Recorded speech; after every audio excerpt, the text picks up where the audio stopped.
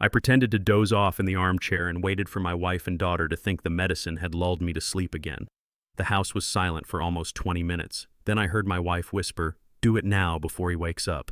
Through my nearly closed eyes, I watched my son-in-law, a doctor, take documents from his medical bag while my daughter stood trembling by the door. A scanner pressed against my thumb. Papers slid across the table. Someone handed me a pen and instructed me to sign each line. Then my wife softly said the words that changed everything. Take a breath with me before we start. This story begins quietly, but it won't leave you unchanged.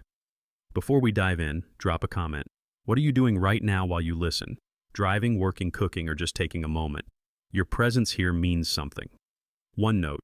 Some details are fictionalized for storytelling. What matters is the lesson I hope stays with you. At 58 years old, sitting in the armchair of the house I built 3 decades ago, I realized I was observing my own home like a stranger, like a guest who had just walked through the door for the first time. The October light came through the bay window at an angle I should have recognized. The garden beyond showed the first signs of autumn maples turning amber, the lawns still summer green, but fading. I had chosen every tree out there, planted half of them myself when Saskia was young. But sitting here now, 6 weeks after returning from the hospital, I felt like I was looking at someone else's property through glass. 30 years I spent building Garrett properties from nothing. Started with one commercial lease in South Boston, grew it to 14 properties across Massachusetts worth $63 million.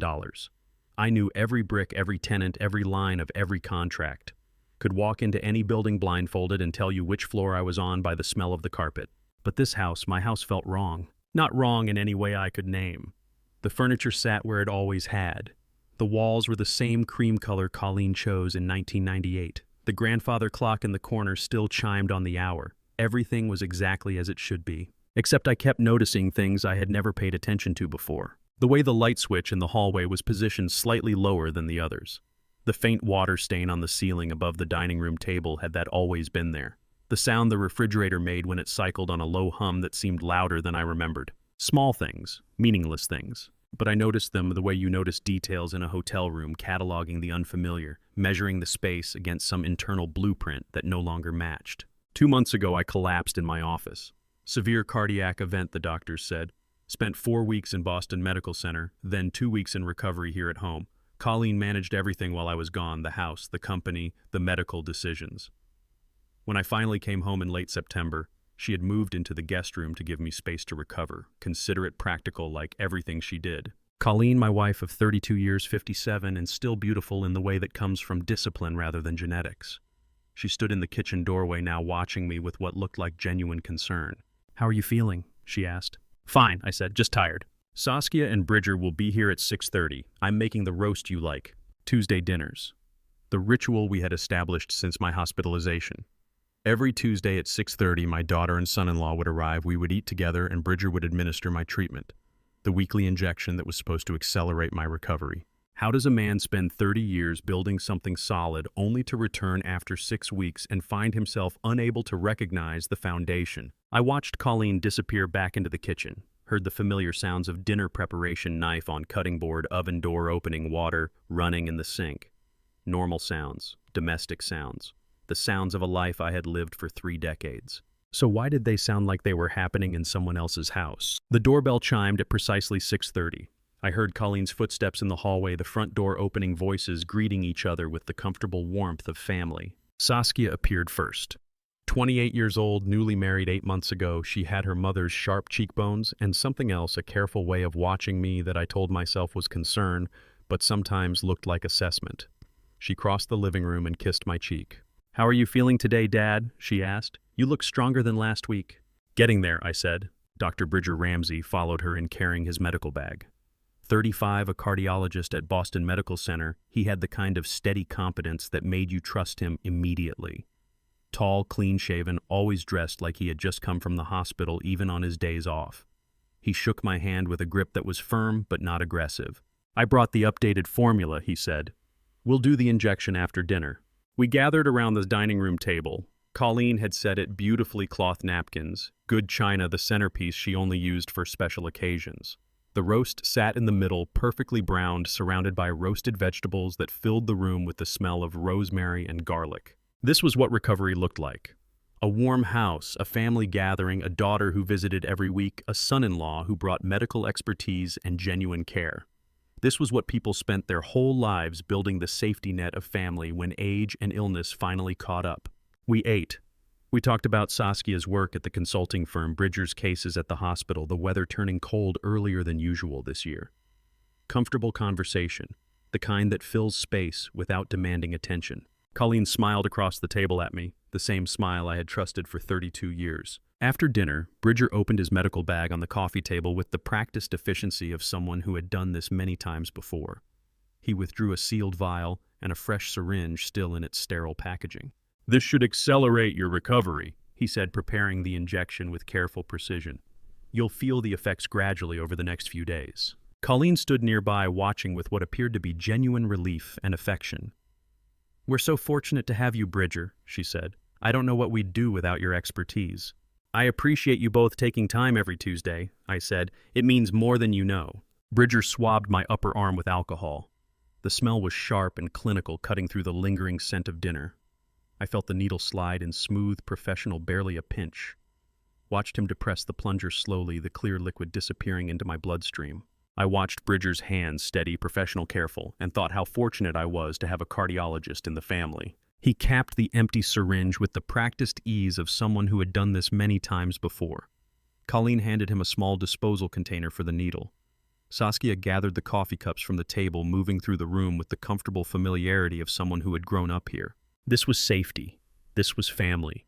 This was everything a man was supposed to want at 58 people who cared enough to show up every Tuesday to bring medicine to make sure he didn't face recovery alone. I remember thinking how fortunate I was to have a doctor in the family. That was the last uncomplicated thought I would have for a very long time. They left at 9:30. I walked them to the door, watched the taillights disappear, felt the injection site still tender.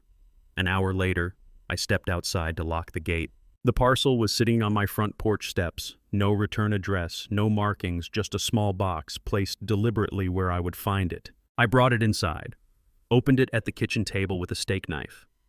Inside was an old Nokia phone, the kind they stopped making 15 years ago. Battery compartment taped shut. I powered it on. The startup chime cut through the silent kitchen. One message, unsaved number, sent at 10:17 p.m. "Sir, be careful every Tuesday night. They are not giving you supplements. They are draining your life. I was let go because I saw something I was not supposed to see. VS." I read it 3 times before I understood what I was holding. VS. Vaughn Sterling. Vaughn Sterling had served my household for 15 years with absolute discretion, managing schedules, handling correspondence, maintaining the invisible efficiency that makes a large home run smoothly. He was 62, British by birth, precise in everything. I trusted him completely. Until Colleen fired him 3 months ago. I was hospitalized then, too weak to ask questions. She said it was a staffing decision, that we needed to cut expenses during recovery. I remember thinking it was odd. We had never worried about household expenses, but I was too sick to care. Now I sat in my kitchen at 10:30, holding a phone that should not exist, reading a message that transformed 6 weeks of recovery into something else entirely. "They are draining your life." I looked at the injection site on my arm. Small red mark already fading. Bridger had been so careful, so professional. But Vaughn Sterling, a man who had no reason to lie, who had served me faithfully for 15 years, was telling me the Tuesday injections were not healing me. They were killing me. I sat there for 20 minutes, turning the phone over in my hands. Finally, I powered it off and hid it in the back of the silverware drawer under cloth napkins we never used. Then I went upstairs. How many warning signs does a man need to ignore before the universe sends him an old Nokia phone with a message from a fired servant? At 2 in the morning, I lay awake while Colleen slept soundly next door. The guest room arrangement was supposed to be temporary. Now I wondered if there was another reason. I started counting. Vaughn fired the week after I was hospitalized, no explanation. Saskia asking about my will during my first week home. "Is everything up to date, Dad? Have you reviewed it recently with Lowell?" Lowell Prescott, my company's lead counsel and strategic advisor for 12 years, but not my personal attorney for private matters. Those were handled separately. By Mercer Townsend. Mercer Townsend, 58, and my private attorney for personal matters had always operated in a separate sphere from the company, a deliberate firewall I had maintained for reasons I could not have articulated until they became essential. Estate planning, personal trusts, the accounts that existed apart from Garrett properties. Mercer knew where everything was because I had made sure certain doors stayed separate. Colleen's phone habits had changed. She used to leave it on the kitchen counter. Now it went everywhere with her. Password protected, face down. I had noticed these things, filed them away as minor curiosities, explained them with reasonable excuses. Because I was sick, because I was tired, because 32 years of marriage meant trust. But Vaughn Sterling had risked everything to deliver a warning. Be careful every Tuesday night. I thought about the injection, the clear liquid, Bridger's steady hands, the way Colleen watched, the way Saskia always found a reason to be in the room, the way I always felt slightly worse the day after. Not dramatically worse, just tired, more confused, less sharp. The kind of decline you attribute to age and illness, the slow erosion that feels natural when you are 58 and recovering from cardiac events. But what if it was not natural? What if it was deliberate? I could hear Colleen breathing through the wall, the same steady rhythm I had listened to for 3 decades. The same woman who had held my hand through my father's funeral, who had built a life with me over 32 years, who had stood beside me when Garrett Properties was nothing but a single lease and a prayer. And I did not know if I could trust her anymore. I watched the ceiling, listened to the house settle, felt the injection site throb with a dull ache that might have been inflammation or might have been something worse. Either I was a sick old man reading too much into nothing, paranoid, suspicious, letting one anonymous message undo 30 years of trust, or I was a sick old man who had been very, very careless. Either way, next Tuesday I would pay attention. I would watch Bridger's hands. I would listen to their conversations. I would notice the things I had been too sick and too trusting to notice before. And if Vaughn Sterling was right, if they were draining my life every Tuesday night in my own living room while I sat there grateful for their care, then I was going to need help. I was going to need Mercer Townsend, because certain doors need to be kept separate, and I was going to need a door they did not know existed. Wednesday morning, I called Mercer Townsend from the Nokia, kept it brief, told him I needed to see him next week about updating some personal arrangements. His voice was steady, unsurprised. That was good. Mercer had always understood that certain conversations happened outside regular channels. But first I needed proof. The tiny glass vial, hidden in my cardigan pocket, weighed almost nothing, but carrying it through that second Tuesday dinner felt like smuggling evidence across a border I had crossed without realizing it. Saskia arrived at 6:30, exactly same as the week before. Bridger followed with his medical bag. We sat at the table. Colleen served roast chicken. The conversation followed familiar patterns: work weather, my recovery progress. "You look tired tonight, Dad," Saskia said, watching me over her wine glass. "Long day." "Just the usual recovery fatigue," I said. "I think I'll rest my eyes early."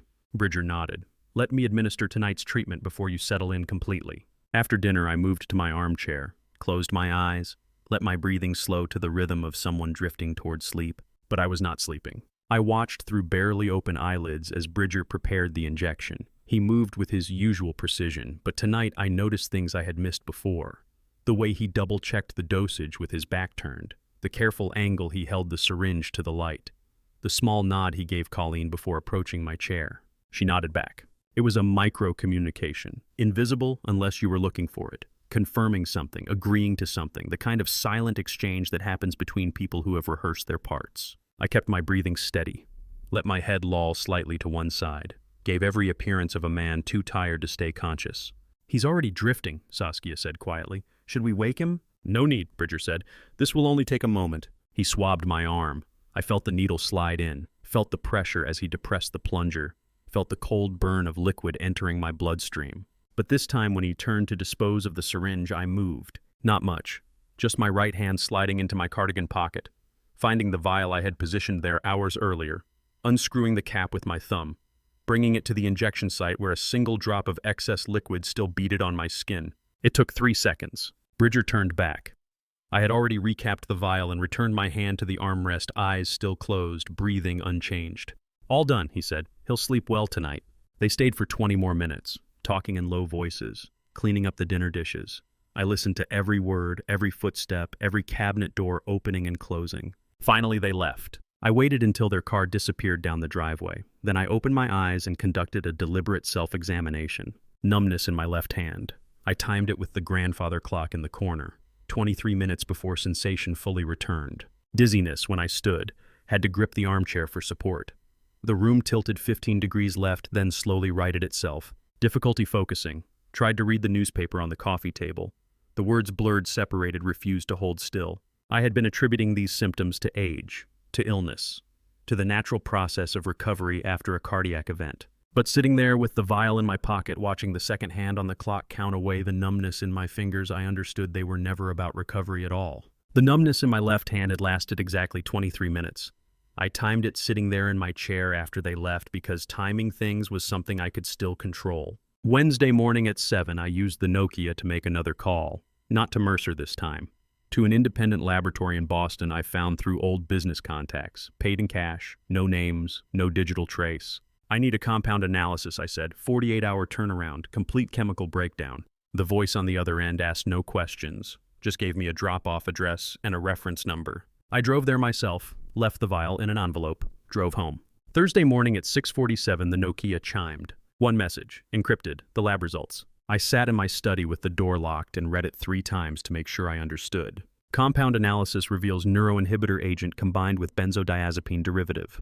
Cumulative dosage effect consistent with progressive cognitive suppression protocol. Designed for gradual onset, not acute toxicity.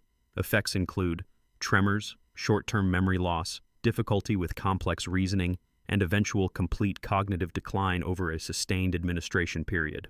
Note trace presence of unidentified third compound detected at sub-threshold levels, insufficient sample volume for full analysis. Recommend retest with larger blood draw. Progressive cognitive suppression.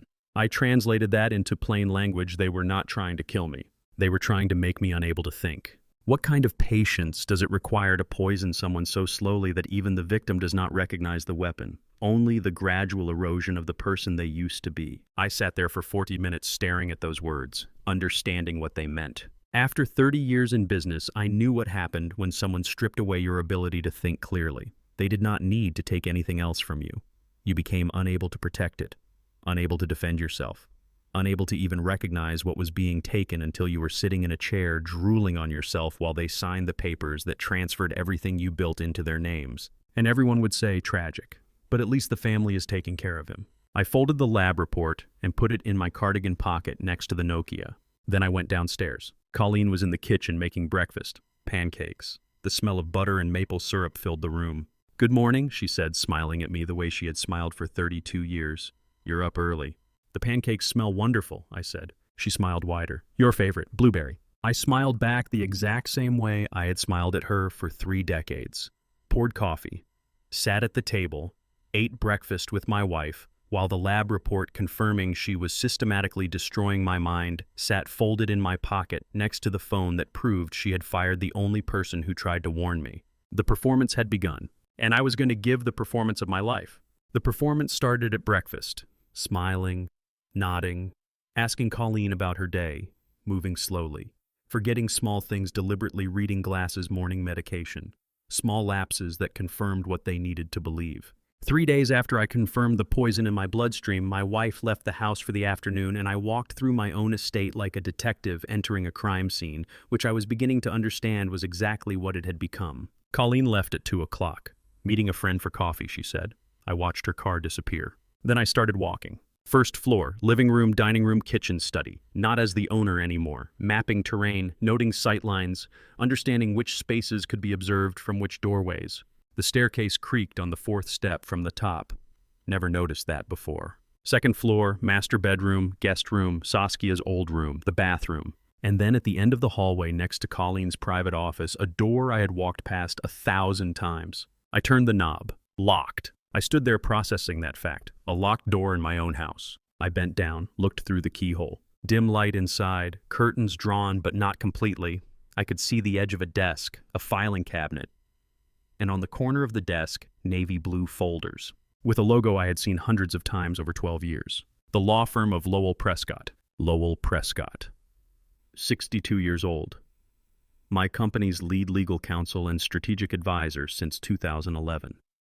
The man who knew the exact location of every asset I had ever acquired, who had access to every account, every investment, every property deed. His firm's documents were locked in a private room in my wife's section of the house, and I had never been told. How long does a locked door need to exist in your own house before you stop seeing it as strange and start seeing it as evidence? I straightened up, walked downstairs, made coffee, sat at the table, drank it slowly. Colleen came home at 5:30. I was reading the newspaper. How was your afternoon? She asked. Quiet, I said. I dozed in my chair. Good, you need the rest. She went upstairs. I listened to her footsteps, did not hear another door opening. The locked room stayed locked. The following Tuesday arrived. Third Tuesday since the Nokia warning, third injection. But this time I had prepared. A cotton swab carefully positioned in my pillowcase, sterile, absorbent. When Bridger administered the injection that evening, I felt the needle go in. Watched through half-closed eyes as he withdrew the syringe. Then I waited 3 minutes, stood slowly, walked to the bedroom, moving like a man fighting consciousness. Colleen helped me to the bed. I lay down, closed my eyes, reached under the pillow for the cotton swab, pressed it against the injection site, held it there 30 seconds, tucked it back. I was not letting that poison into my system tonight. I lay there in the dark, breathing deeply, performing sleep, fully conscious but completely still. 10:15 by the clock. The bedroom door opened, quiet footsteps, 2 people. Something set on the nightstand. A soft electronic hum, a device powering up. Then Colleen's voice, barely a whisper. Get the scanner ready. Someone lifted my right hand. I let it hang completely limp. My thumb pressed against something smooth and warm, a touchscreen, biometric authentication. Hold it there for 3 seconds, Saskia whispered. My daughter was pressing my thumb against a scanner while I lay unconscious. The device beeped once, approved. Now the signatures, Colleen said, paper rustling, a pen positioned in my hand. They moved it with practiced efficiency, guiding it across paper. 1 signature, 2, 3. I counted every page. 7 signatures total. 7 pages of documents I would never remember signing. 7 transfers I would never recall authorizing because the neuroinhibitor was supposed to have erased the past 90 minutes from my memory. Except tonight I remembered everything. We have another 20 minutes before he starts to come around. That was the sentence, the one she said that night I pretended to sleep. The one I had heard through barely open eyes 4 weeks earlier, standing in my own living room while my wife orchestrated the transfer of everything I had ever built. We have another 20 minutes. 4 words. The sentence that changed everything, not because of what it said, but because of how calmly she said it. Like she had said it before. Like she would say it again. Saskia said, checking her watch. 20 minutes. They had done this enough times to know exactly how long the window lasted. How much time they had to forge my signature. My daughter, the child I had taught to ride a bicycle in this very driveway, who I had walked down the aisle 8 months ago, was checking her watch to make sure they finished signing away my life's work before I regained consciousness. That completes this week's transfers, Colleen said. This week's transfers. Not the first time, not the last time. This week's. They gathered the papers, powered down the scanner, footsteps retreating, the door closing softly. I lay there in the dark with my eyes closed, hand still positioned where they had left it, pen fallen from my fingers. 7 pages. My own thumb pressed against a screen, my own signature forged in darkness. My own daughter timing the procedure like a surgical operation she had performed before. And somewhere in a locked room on the 2nd floor, Lowell Prescott's documents sat in navy blue folders containing the legal framework for everything I was watching happen. I opened my eyes, stared at the ceiling, and started counting. I started counting everything. Days since the Nokia warning, injections administered, pages signed in darkness. Hours Colleen spent on her phone with the door closed. Small absences that added up to a pattern. Friday night at 1:15 a.m. I woke to a low vibration. Not my phone. Hers. I lay still in the master bedroom, eyes open in the dark. Heard movement in the guest room next door. Footsteps. Then the soft click of a door closing. The faint blue light seeping from beneath Colleen's bedroom door at 1:15 on a Friday morning was thin as a knife blade, and just as dangerous once I understood whose voice was on the other end of that call. I got out of bed, moved to the hallway. The old floorboards did not creak if you stepped carefully along the edges. Colleen's voice, low but distinct in the dead silence of the house. Everything is on schedule. The paperwork from Tuesday is already filed with the county clerk. He has no idea. Pause. Someone responding on the other end. I know, but we have to be patient. Phase 3 is 6 weeks away. We will be ready. Phase 3. 6 weeks. I stood 3 feet from her door, barely breathing. The man's voice on the other end was too muffled to make out words, but the tone carried through the phone speaker. Low, familiar in the way people sound when they are comfortable with each other. Intimate in a way that was not professional. I trust you, Colleen said. I always have. Another pause. Then she laughed softly, a laugh I recognized from 32 years of marriage. But I had never heard her use it on a phone call at 1:15 in the morning. Finally, she said. Then silence. The blue light under the door went dark. I moved back to the master bedroom, got into bed, lay there staring at the ceiling until the sky turned gray. Phase 3. 6 weeks away, spoken by my wife at 1:15 in the morning to a man whose voice carried the intimacy of someone who had earned it over time. What precisely happens at the end of 6 weeks that requires a countdown? Saturday morning. Crisp October sunlight. Colleen was showering when I took the Nokia to the farthest corner of the back garden. The wooden bench I bought last year but never used sat in the shade of an oak tree. I sat down, powered on the phone, texted the number Vaughn had used to reach me. "It's me. What did you see?" 3 minutes passed. Then the reply came. "Sir, thank you for reaching out. I was not certain you would believe me." "I believe you. What did you see?" Another pause, longer this time. "The man advising her is someone you trust completely in business, sir. I saw them together in your own study going through your company files. That is why she let me go." I sat there holding the phone, staring at those words. Someone I trust completely in business. In my own study, going through company files. "When did you see this?" I texted. 3 months ago, the day before I was terminated. I walked in to deliver the mail. They were at your desk with the filing cabinet open. She saw me. The next morning she told me my services were no longer required. "Do you have proof?" "I am working on obtaining photographic evidence, but you need to understand something first." I waited.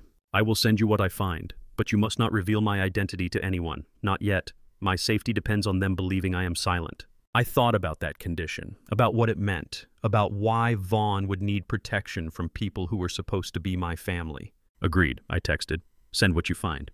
"There is one more thing you should know, sir." "What?"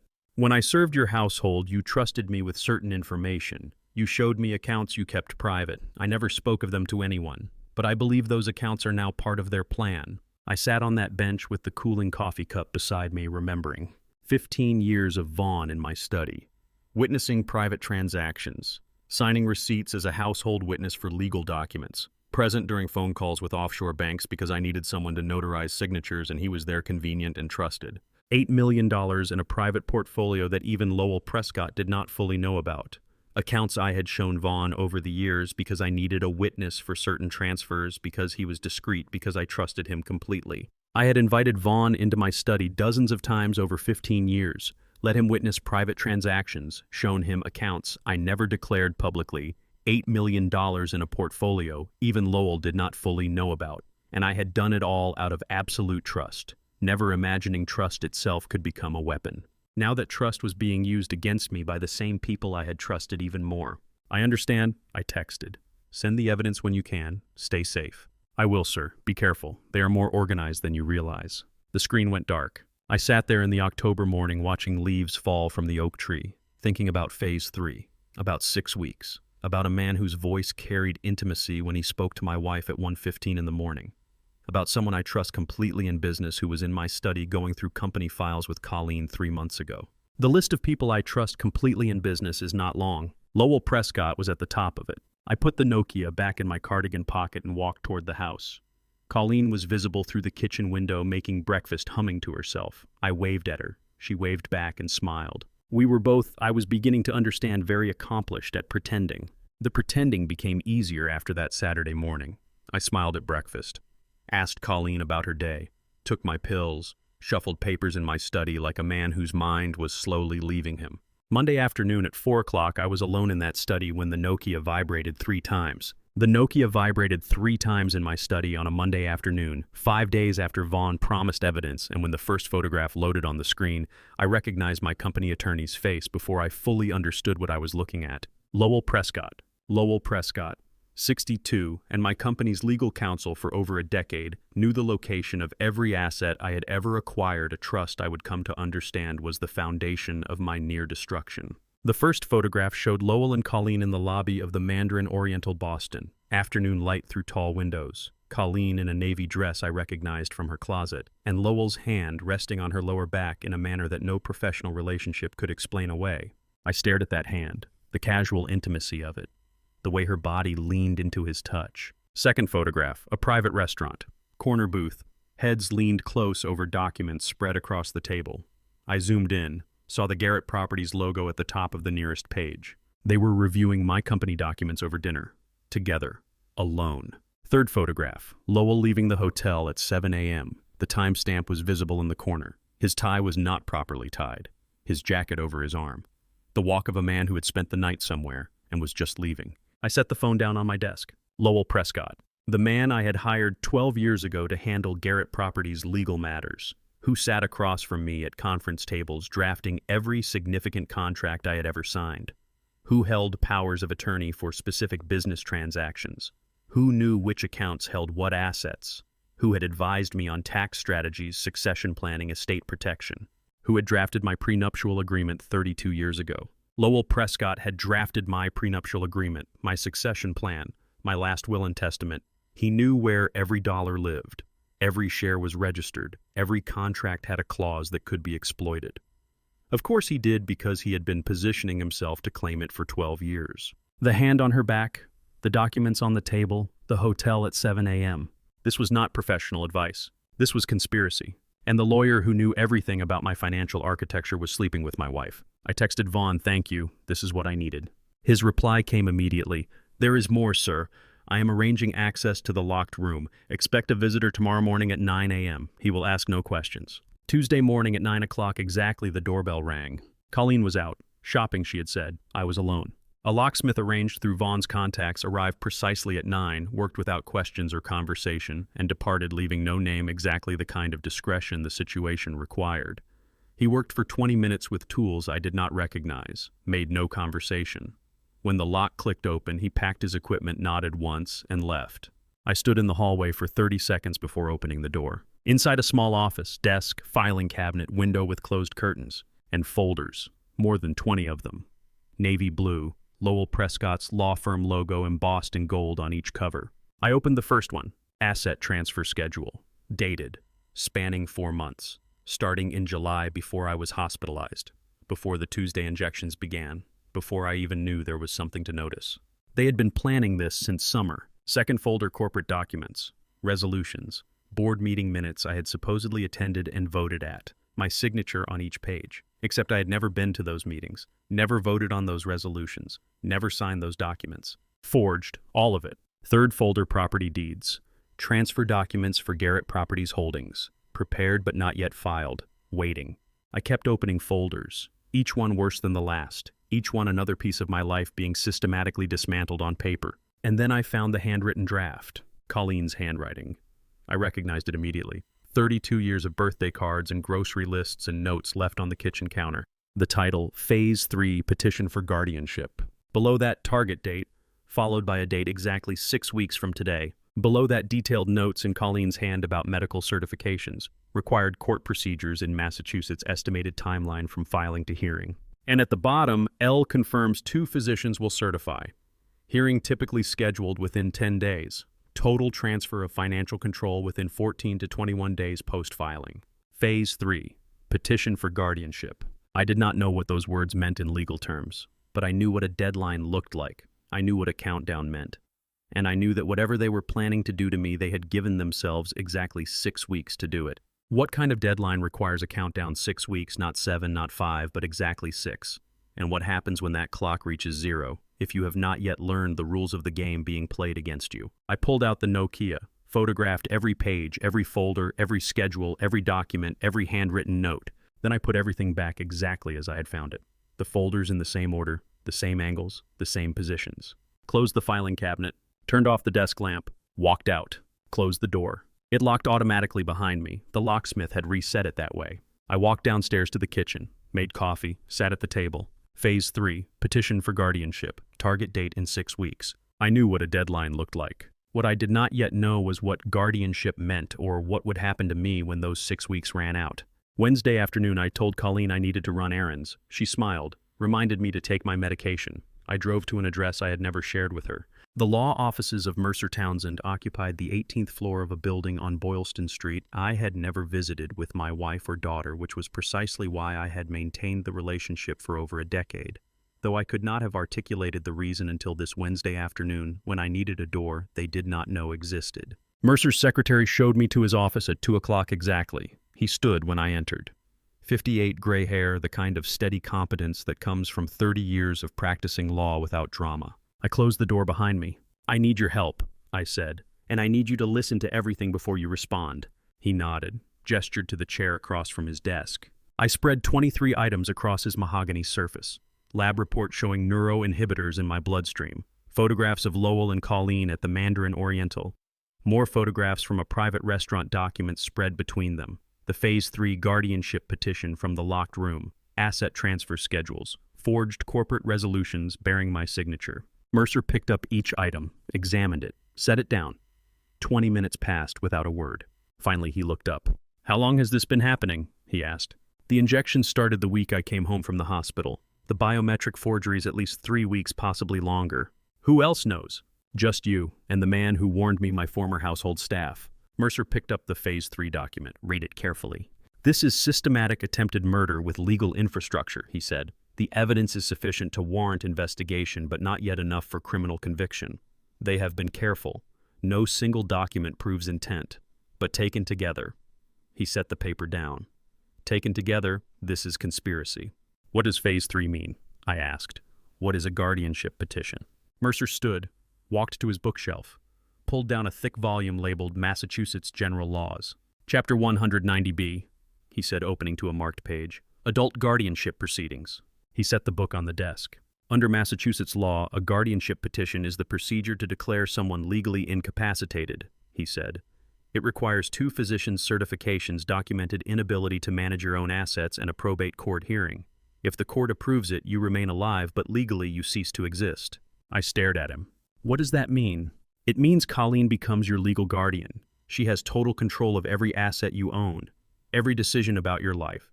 Where you live, what medical treatment you receive, who you can see, what you can sign, and you—" He paused.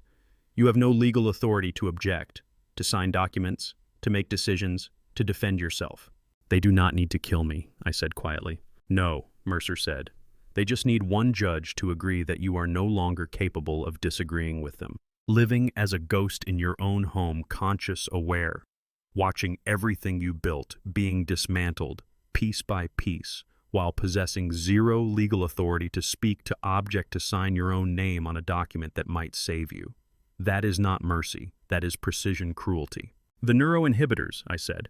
"They are creating the symptoms the doctors will certify." "Correct. And the forged signatures prove you have been acting irrationally, signing documents you do not remember, making decisions inconsistent with your historical pattern. They are building the medical and legal records simultaneously." "How do I stop it?" Mercer sat down, pulled a legal pad toward him. "Massachusetts is a 2-party consent state under Section 99 of the General Laws," he said. "All recordings require consent of all parties or a court order. I can file for court-authorized surveillance based on preliminary evidence of ongoing crime. We will also need FBI coordination."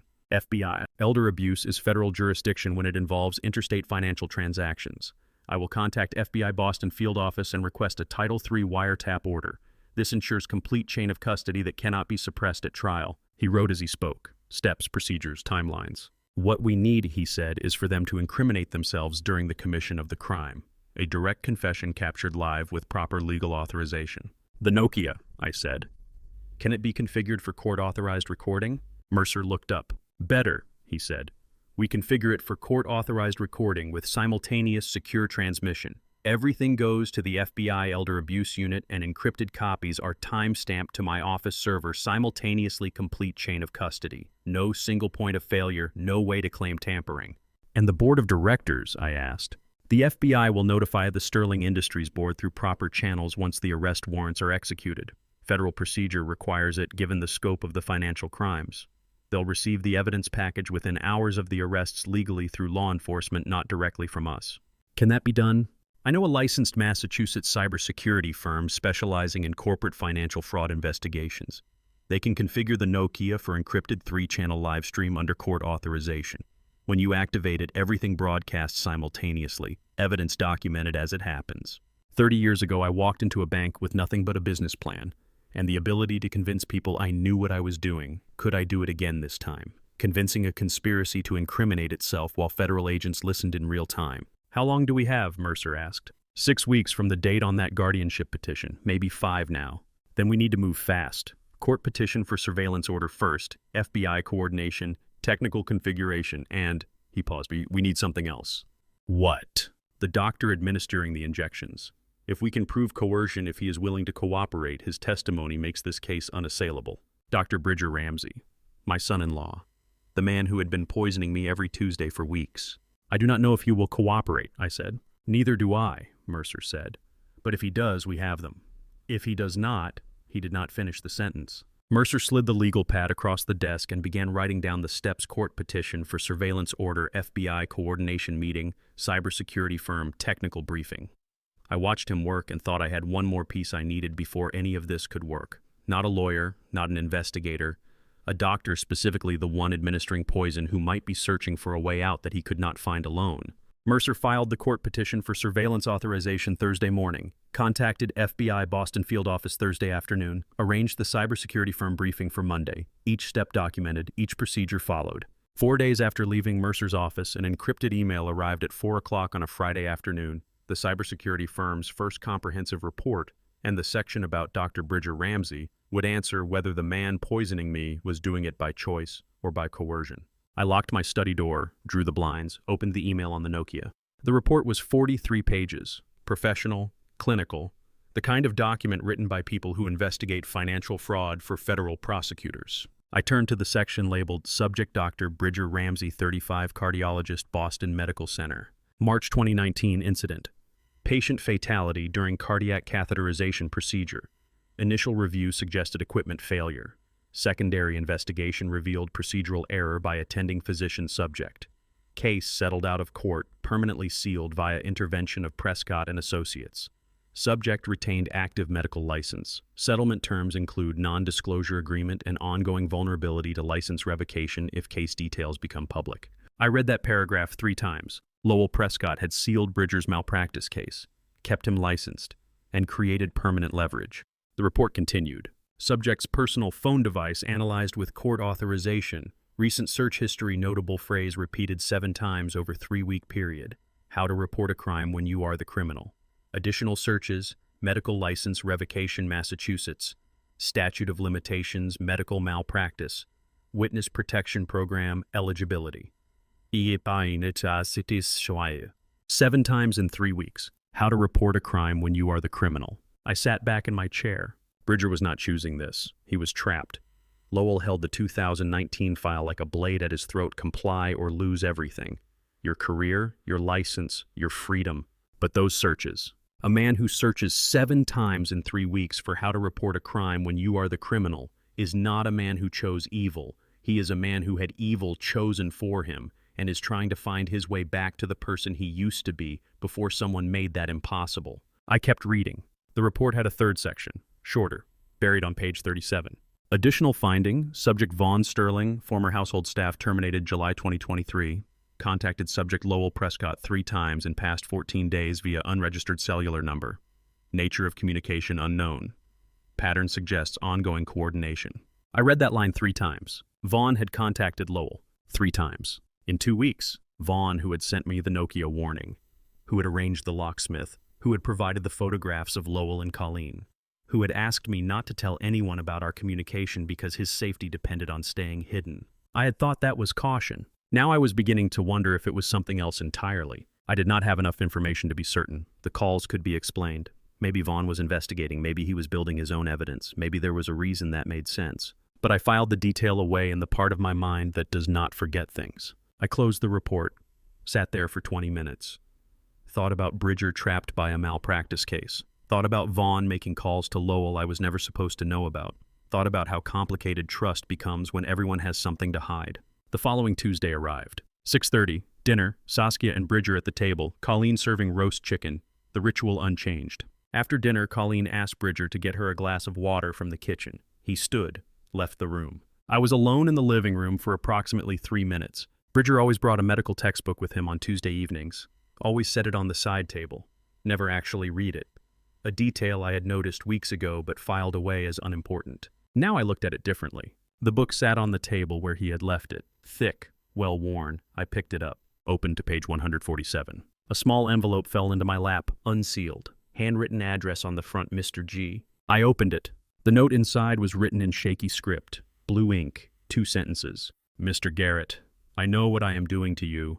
I am sorry. I want you to know there is an antidote. I made it. I have it. If you need it, find a way to ask me directly. I will understand. No signature. I read it twice. Folded it. Put it in my cardigan pocket next to the Nokia. Replaced the book on the table exactly as I had found it. How do you trust a note from a man who has been poisoning you for weeks, even when every instinct tells you the handwriting is shaking, not from deception, but from the weight of carrying a secret that has been destroying him from the inside? Bridger came back from the kitchen carrying Colleen's water glass, walked past me to hand it to her in the dining room. Then he came back to the living room, picked up his medical textbook from the side table. Our eyes met for half a second. He looked away first. I did not. He knew I had found it. The way he moved, the way he did not ask if I had touched his book, the way his hands trembled slightly when he picked it up. He knew, and I knew he knew, but we said nothing. Not with Colleen in the next room, not with Saskia watching from the doorway. They left at 9:30. I walked them to the door, said goodnight, watched them drive away. Then I went upstairs to my study, locked the door, pulled out the note, read it again. There is an antidote. I made it. I have it. If you need it, find a way to ask me directly. I will understand. I put the note back in my cardigan pocket next to the Nokia and the folded cybersecurity report. Two small pieces of paper that might mean the difference between everything and nothing. Bridger was trapped, searching for a way out, had left a door open just wide enough for me to knock. But could I trust him? Could I trust Vaughn? Could I trust anyone except Mercer and the evidence I had gathered myself? I did not know yet, but I was going to find out. There was something I needed to confirm before I could trust what I had just read. Something about Bridger's motivation. Something about whether the antidote was real or another layer of the trap. The confirmation would have to wait until I could approach him without Colleen or Saskia knowing.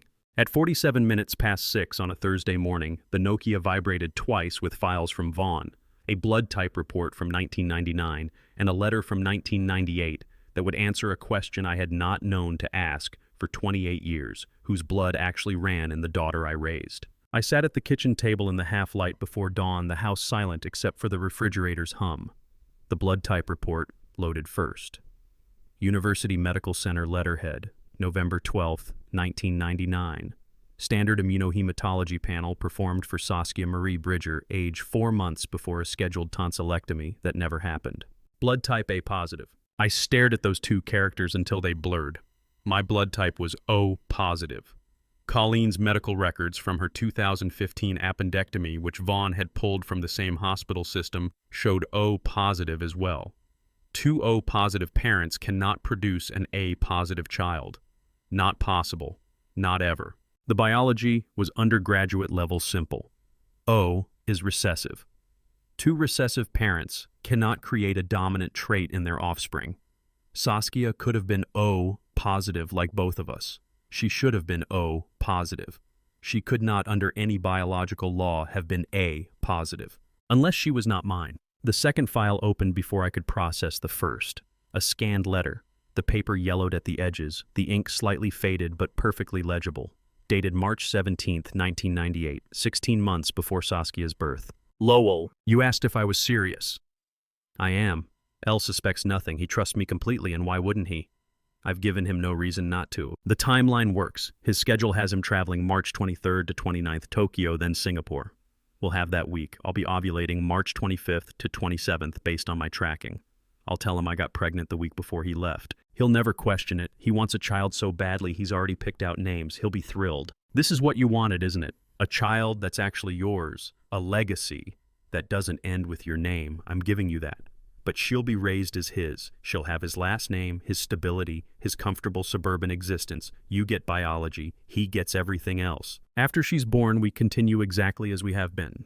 You maintain your distance publicly. You play the role of old colleague who moved to California. No one suspects. No one ever needs to know. Think of it as the ultimate insurance policy. If anything ever happens to L, if he finally figures things out, if he becomes a liability, we'll have options. The child will already be legally his, financially his. I'll have secured everything I need. This is a long game, Lowell. 20 years, maybe 30. But it guarantees what you want and protects what I've built. Destroy this after you read it. See asterisk. I read it 3 times. Then I set the phone down very carefully because my hands had started to shake and I did not trust myself to hold anything. Saskia was not my daughter. Saskia had never been my daughter. Every birthday, every Christmas morning, every school play and soccer game and late-night fever, I had loved someone else's child. Colleen had not just betrayed me with Lowell Prescott. She had orchestrated a pregnancy, a deception so fundamental that it had shaped the entire architecture of my adult life. I tried to remember Saskia's birth, The way she had looked at me in the hospital, 7 pounds 4 ounces, her tiny hand wrapping around my finger. The first word Dada at 11 months. The way she had run to me when she scraped her knee at the playground, crying into my shoulder while I cleaned the wound and told her she was brave. Had any of it been real? The question cracked something inside me. Because of course it had been real. Saskia had not known. Saskia had loved me as her father because I was her father in every way that mattered except one.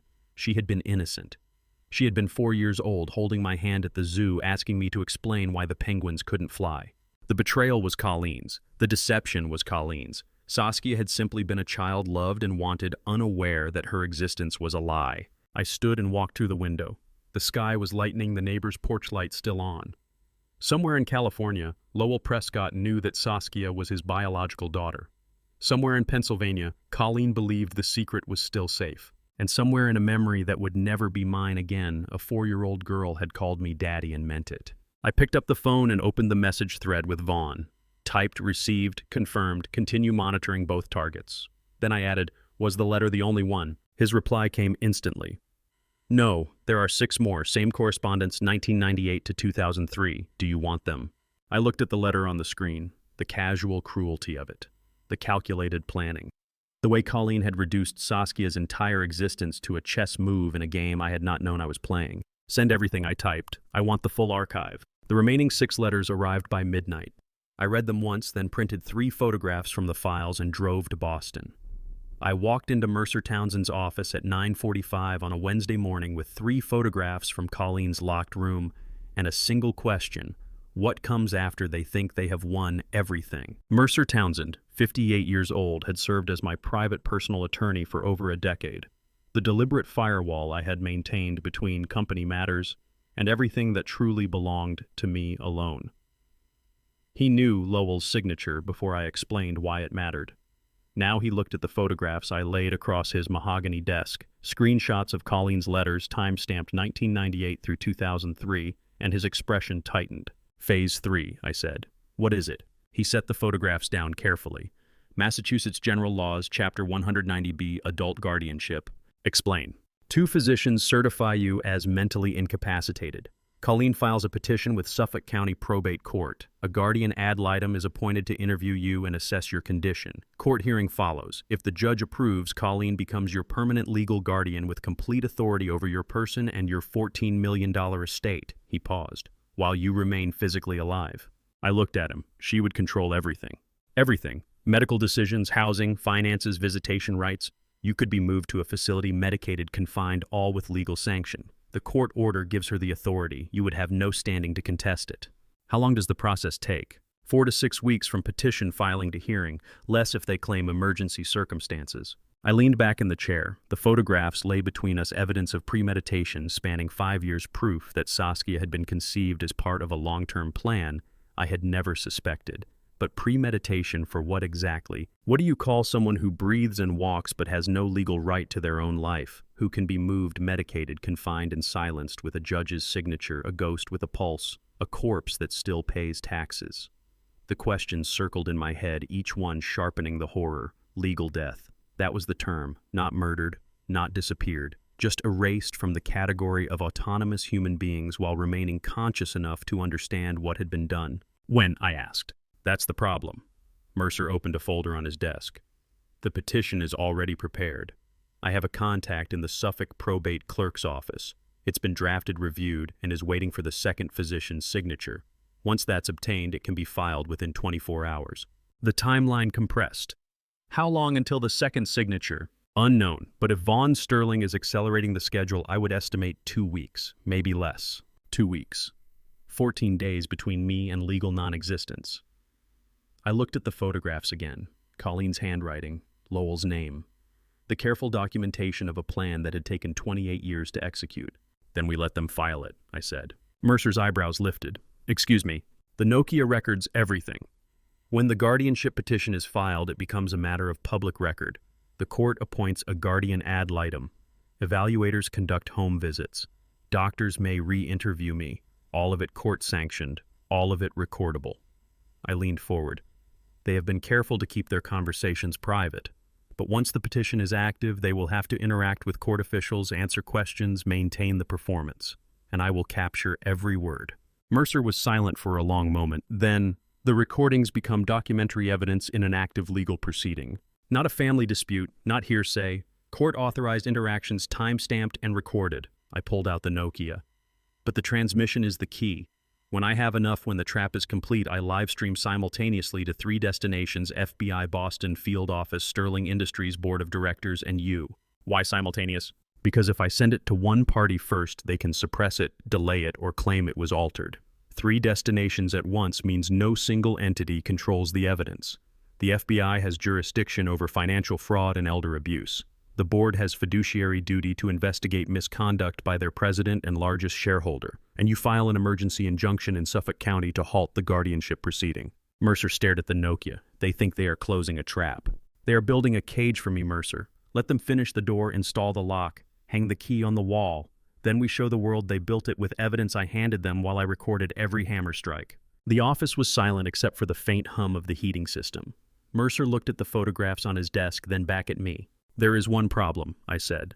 "The plan only works if Bridger Ramsey maintains the covert phone channel and does not alert Colleen or Saskia."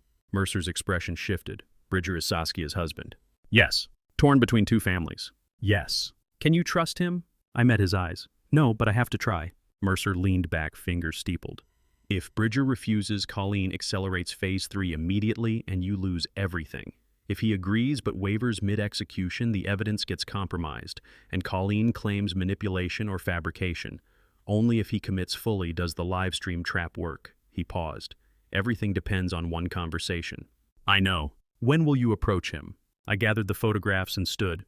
"Soon, before the second doctor signs, before the petition is filed, before he has time to overthink and rationalize walking away." Mercer stood as well. "If this fails, I become legally non-existent within weeks." I slipped the photographs into my coat pocket. "I understand the stakes." I left Mercer's office with the photographs in my coat pocket and the Nokia charged to 100%. 27 days since Colleen moved into the house. 14 days, maybe less, until the guardianship petition would be filed. And one conversation left that would decide whether I disappeared legally before I could prove what they had done.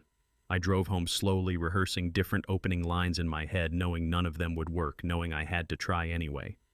Because Bridger Ramsey was the only person left who might still choose the truth over family loyalty, and I was about to ask him to bet his marriage on it. The weekend passed without resolution. Monday morning, the cybersecurity van pulled into the circular drive at exactly 9 o'clock, unmarked, white, 2 technicians inside, and I had 3 hours before Colleen returned from her appointment with Lowell Prescott. I met them at the door. The lead technician, 40-ish, with wire-rimmed glasses, carried equipment cases and a tablet showing the court authorization Mercer had secured. His partner handled the camera hardware. "Mr. Garrett, we have the court authorization. Where do you want coverage?" "Living room, kitchen, hallway, my bedroom, her office, and the locked room upstairs." Colleen had left 30 minutes earlier for her standing Monday meeting with Lowell, gone until noon. 3 hours to install 6 pinhole cameras and configure the Nokia for 3-channel live stream. The cameras disappeared into smoke detectors, picture frames, bookshelf edges. Each unit is smaller than a shirt button, feeding an encrypted signal to a master receiver in my closet that synced to the Nokia. "Local network," the lead technician explained. "No internet connection, no cloud storage, everything stays on the device until you activate the live stream. And the live stream goes where? 2 channels simultaneously. FBI Boston Field Office Elder Abuse Unit and your attorney's emergency litigation server. All time-stamped, all encrypted. The moment you press the button, both destinations receive the feed in real time. Once FBI executes warrants, they formally notify Sterling Industries Board through federal procedure within hours. The smoke detector camera in the living room was invisible unless you knew exactly where to look. If she finds these before I trigger it, then you have nothing. Court authorization only protects activated recordings. If she discovers the equipment beforehand, she can claim illegal surveillance and have everything suppressed." They finished at 11:30. Test recording showed 6 camera angles on the Nokia screen: living room, kitchen, hallway, my bedroom, her office, the locked room upstairs. "Live stream will activate on your command," the lead technician said. "1 button press. Both channels go live simultaneously. Once activated, the stream cannot be stopped or edited. What they see is what happened." They left at 11:45. The house was silent. I stood in the living room looking at invisible cameras, knowing Colleen would return in 15 minutes, knowing the surveillance net was complete but useless without the one piece I could not control. How many traps can occupy the same space? She was building a legal cage for me, 2 doctors' signatures away from guardianship, from erasing my autonomy while I still breathed. I was building an evidence cage for her 6 cameras waiting to capture proof of fraud, conspiracy, elder abuse. And Bridger Ramsey stood between us, unaware he held the key to both. Without his cooperation, without his willingness to time the critical interactions so the cameras could capture them, I had nothing but empty surveillance. 15 minutes until Colleen returned. Car in the driveway at 11:52, 8 minutes early. I barely had time to pocket the instruction card before she walked through the front door. She stopped in the entryway, scanning the room. Her expression was sharper than usual, eyes moving across the furniture, the walls, the hallway. Was someone here this morning? Building management, smoke detector inspection. They do it annually. Her gaze swept the living room, then fixed on the hallway. She walked toward the picture frame where camera 3 was hidden. That picture looks different, she said, leaning closer. I crossed to stand beside her. The frame hung exactly as it had for 3 years, Saskia at age 12 in her soccer uniform. Different how? I don't know. The angle, maybe. She reached up, adjusting it slightly. The camera lens stayed hidden. Never mind. I'm probably imagining it. She moved to the kitchen. I exhaled slowly. Monday passed, with Colleen watching me more carefully than usual. Monday night, I lay awake, knowing 6 cameras were live but useless without Bridger's cooperation. Tuesday dragged. Colleen had errands. I stayed home, avoided looking at the cameras I knew were there. Tuesday evening, Bridger arrived at 7:15 for his weekly medical assessment. He took my blood pressure in the kitchen while Colleen reviewed files in her office. Blood pressure is elevated, Leland, he said. Stress. Something like that. He packed away the cuff and stethoscope. His medical reference book sat on the counter beside his equipment bag, the thick blue volume he always carried. He stepped to the sink for water. I crossed the space in 4 steps, opened the book to page 147. Chapter 7, Elder Abuse Recognition. Bridger would see the irony. I tucked the folded note inside and closed the book.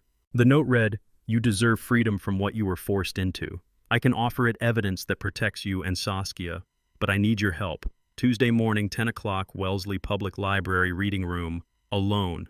If you choose not to come, I understand. LG, remember 2019 case." Bridger returned from the sink, picked up the book without looking at it, slipped it into his bag. I should get going. Saskia's expecting me. Take care, Bridger. He left through the front door. I watched his taillights disappear down the drive. I had just thrown a message in a bottle into storm waters. No way to know if it would reach shore, be ignored, or be handed directly to the people who wanted me erased. The note was out there now. Could not be recalled. Could not be unsent.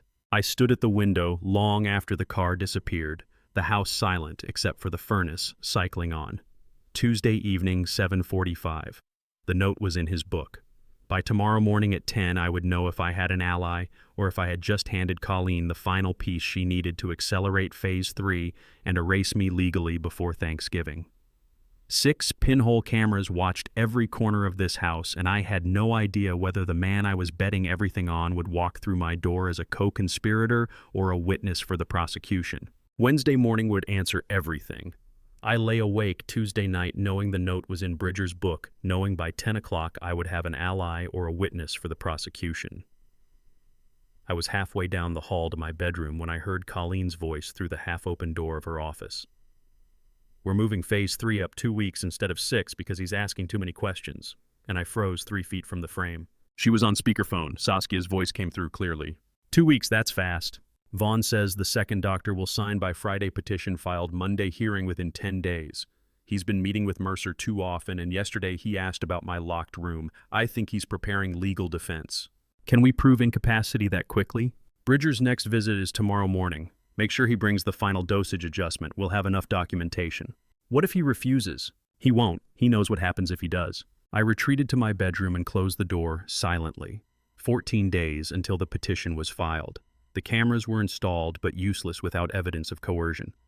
The library meeting with Bridger was scheduled for 10 o'clock Wednesday morning. Everything depended on that conversation now.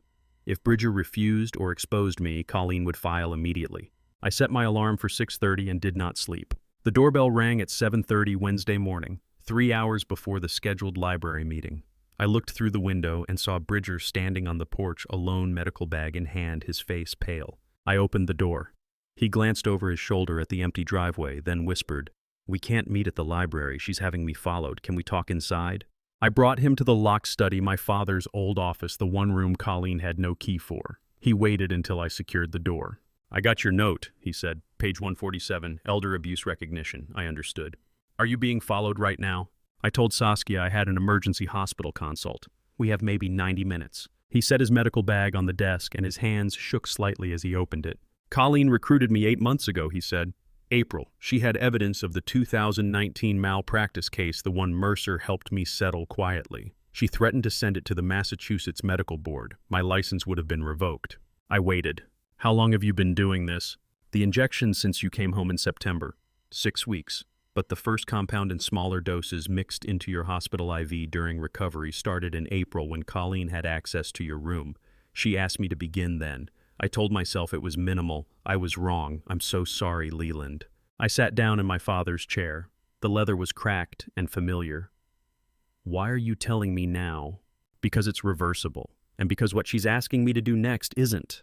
For 7 months, counting from April when the first compound entered my IV drip at the hospital long before I ever came home, I thought I was losing my mind naturally, like a coastal house watching the foundation erode one wave at a time, waiting for the inevitable collapse.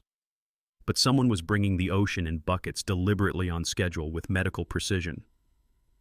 The relief and rage arrived simultaneously, relief that I was not breaking down, rage that someone had made me believe I was. Bridger pulled a small vial from his bag. Clear liquid pharmaceutical label. "This is a chelation agent. It will clear the compound from your system within 72 hours. Take it tonight.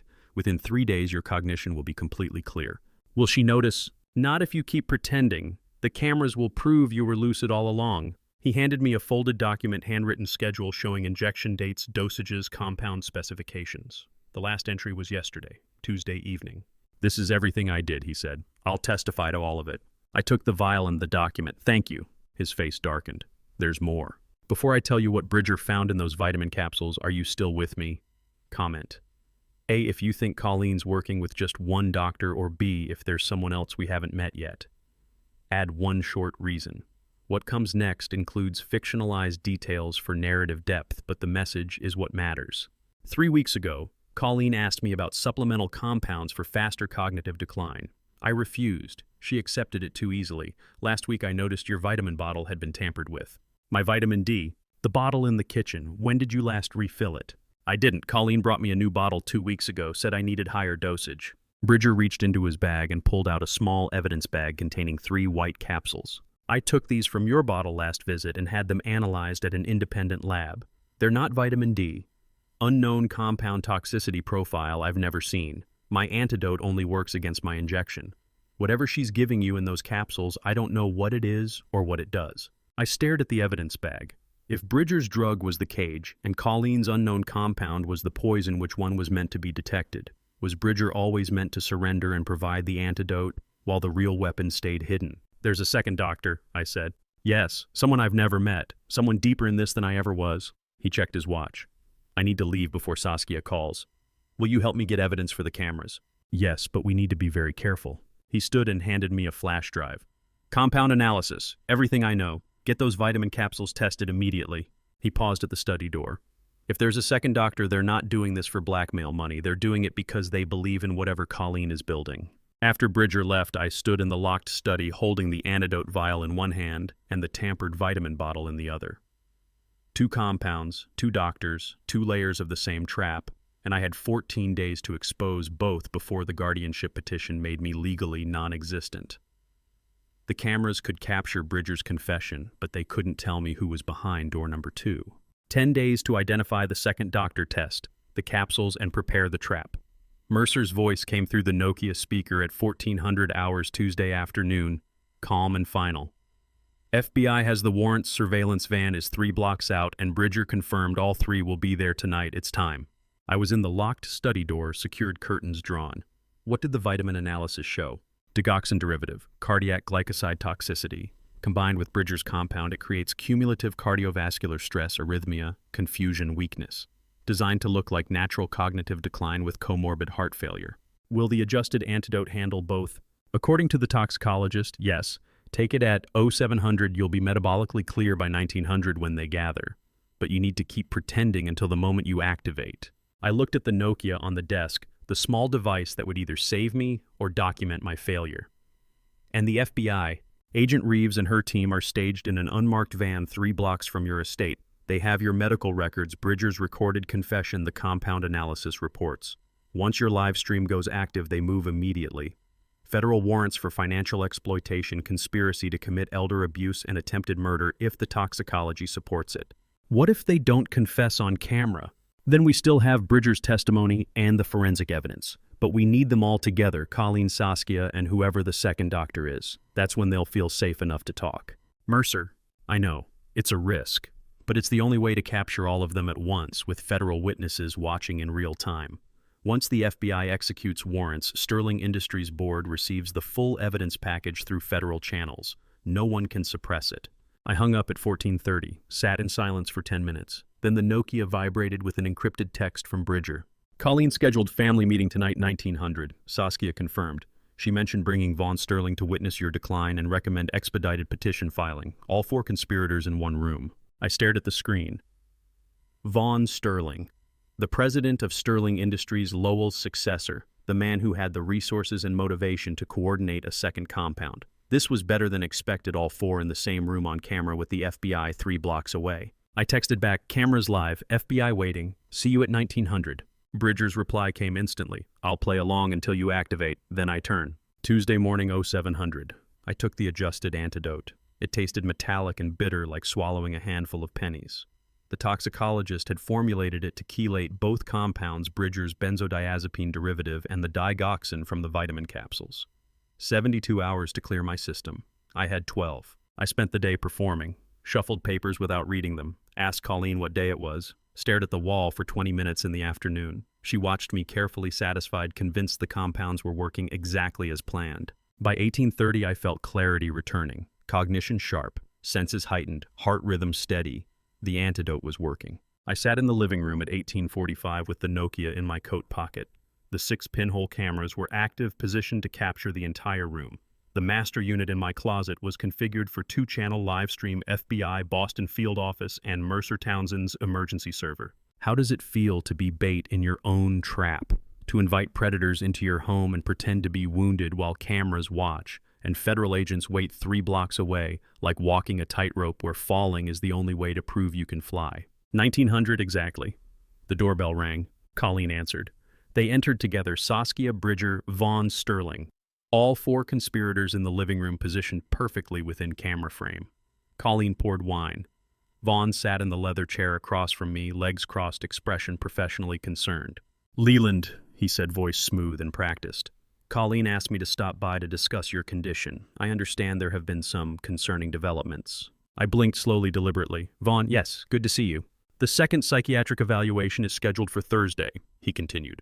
Petition files Friday, hearing the following week. We want to ensure you have proper care and oversight. Colleen handed me a glass of wine. I took it, then deliberately swapped it with hers when she turned to offer one to Saskia. Colleen noticed immediately.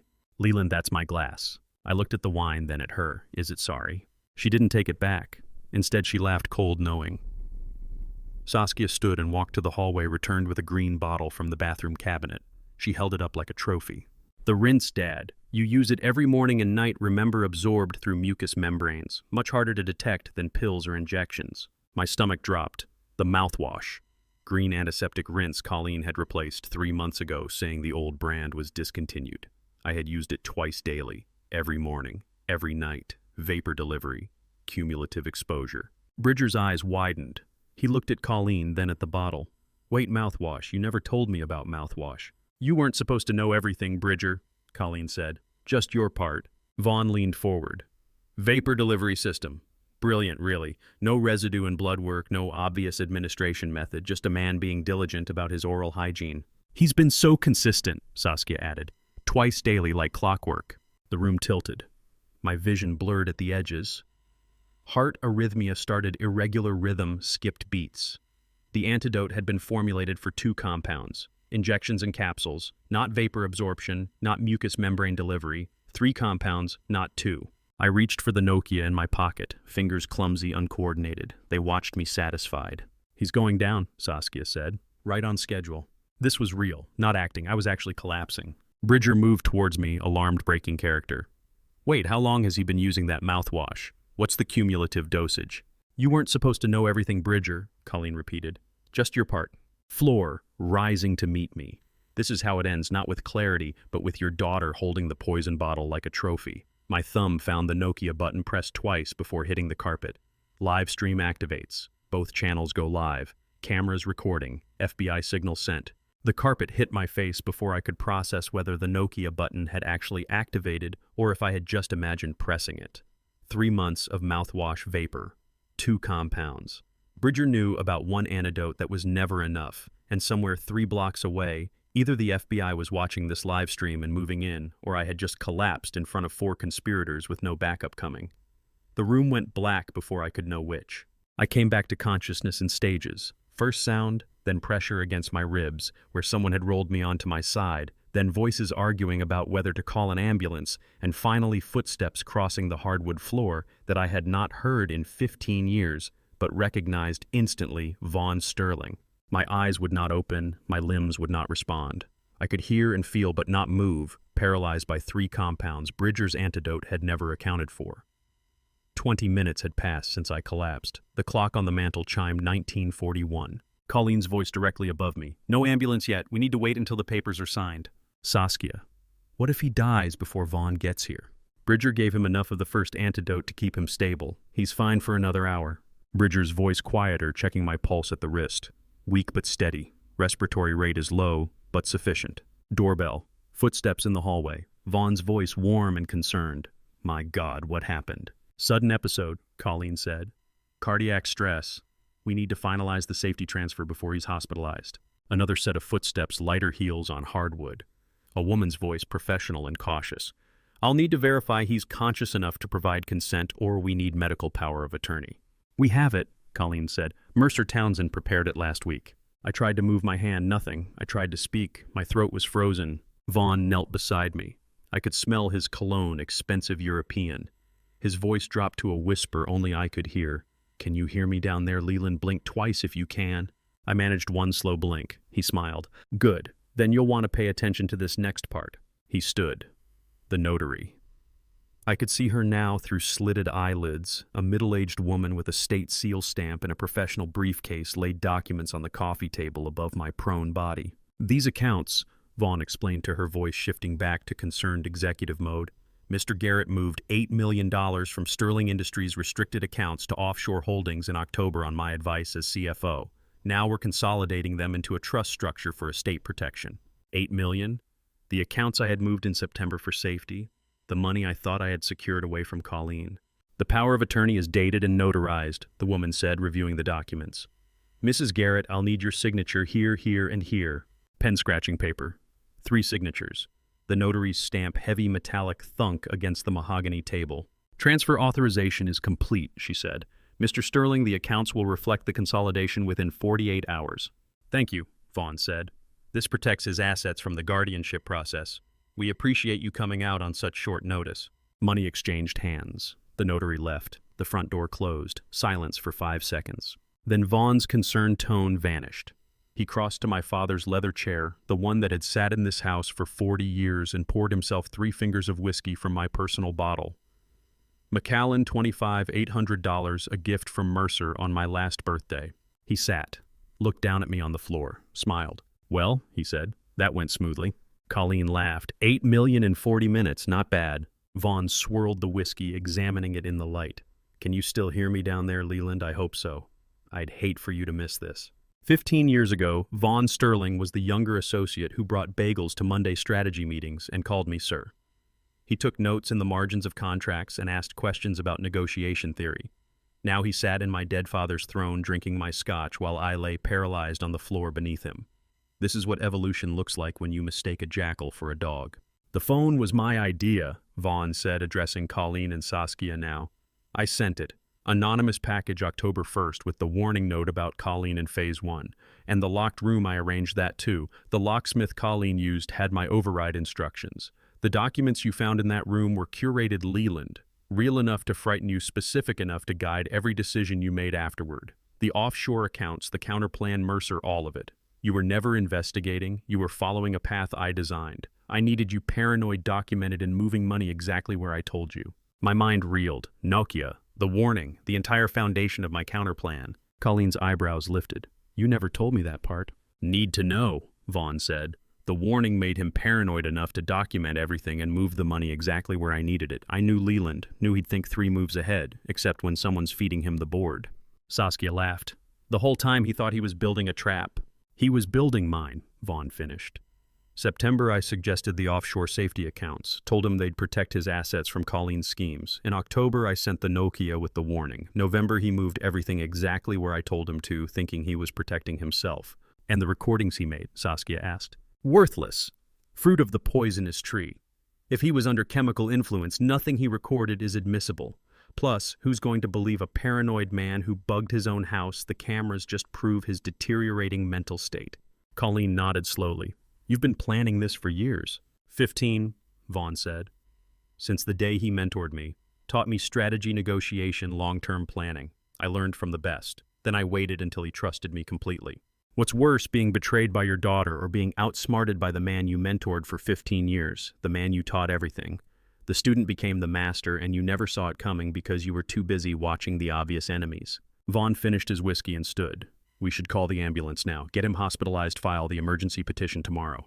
And Bridger's testimony, Colleen asked. Accomplice testimony, worthless without corroboration. We're clear. Bridger, silent until now, spoke quietly. I'll call 911. The hardest thing I have ever done was lie motionless on my own living room floor for 47 minutes, while 4 people divided my life into spreadsheet columns and argued over who deserved which pieces. The Nokia was still recording. I could feel it against my ribs, faint warmth, subtle vibration, red light blinking through the fabric of my jacket pocket. The signal was transmitting. 2 channels. FBI Elder Abuse Unit, Mercer Townsend's server. Everything was being captured. I had to stay motionless.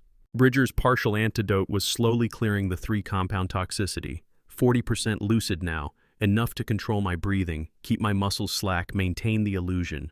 Every few minutes I shifted my awareness to the Nokia, verifying the warmth, the pulse of transmission. How long do we wait before calling the ambulance? Colleen asked. Vaughn, still sitting in my father's chair with my whiskey, checked his watch. Until Lowell gets here with the final accounting. Another hour. Saskia leaned over me. Is he breathing?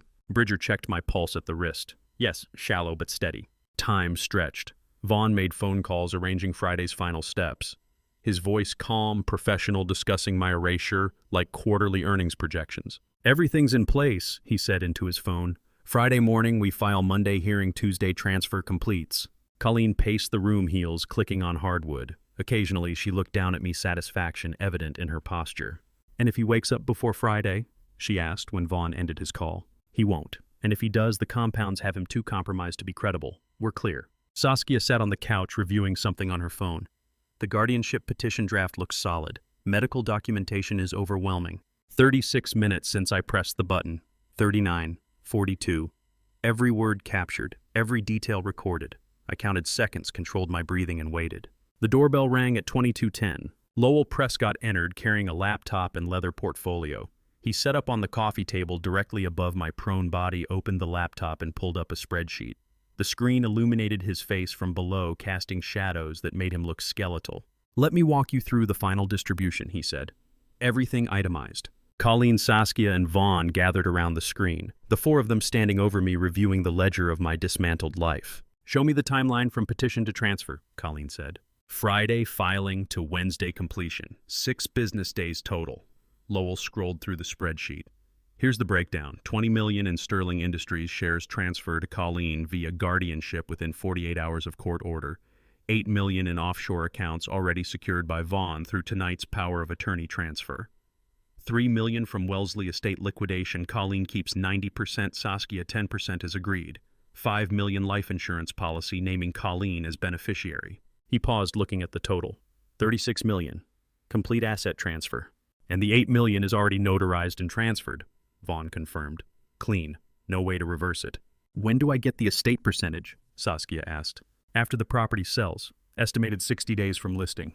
They were performing an autopsy on a man still breathing. Every asset cataloged like organs weighed and measured, heart worth this much, lungs worth that, brain discarded as defective.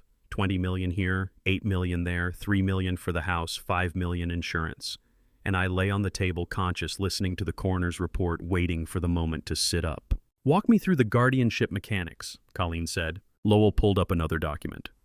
Petition filed Friday 0900 at Suffolk County Probate Court. Emergency hearing scheduled Monday 1400 expedited due to a medical crisis. Judge Holliston presiding. That is Suffolk County Probate Court, entirely separate jurisdiction from federal court.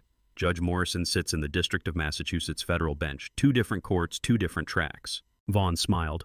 Holliston owes me from the Merrick case. She'll expedite. Guardian ad litem interview is scheduled for Saturday, Lowell continued. Pro forma. Medical certifications are already signed by 2 doctors. Automatic approval expected. Wednesday the transfer completes.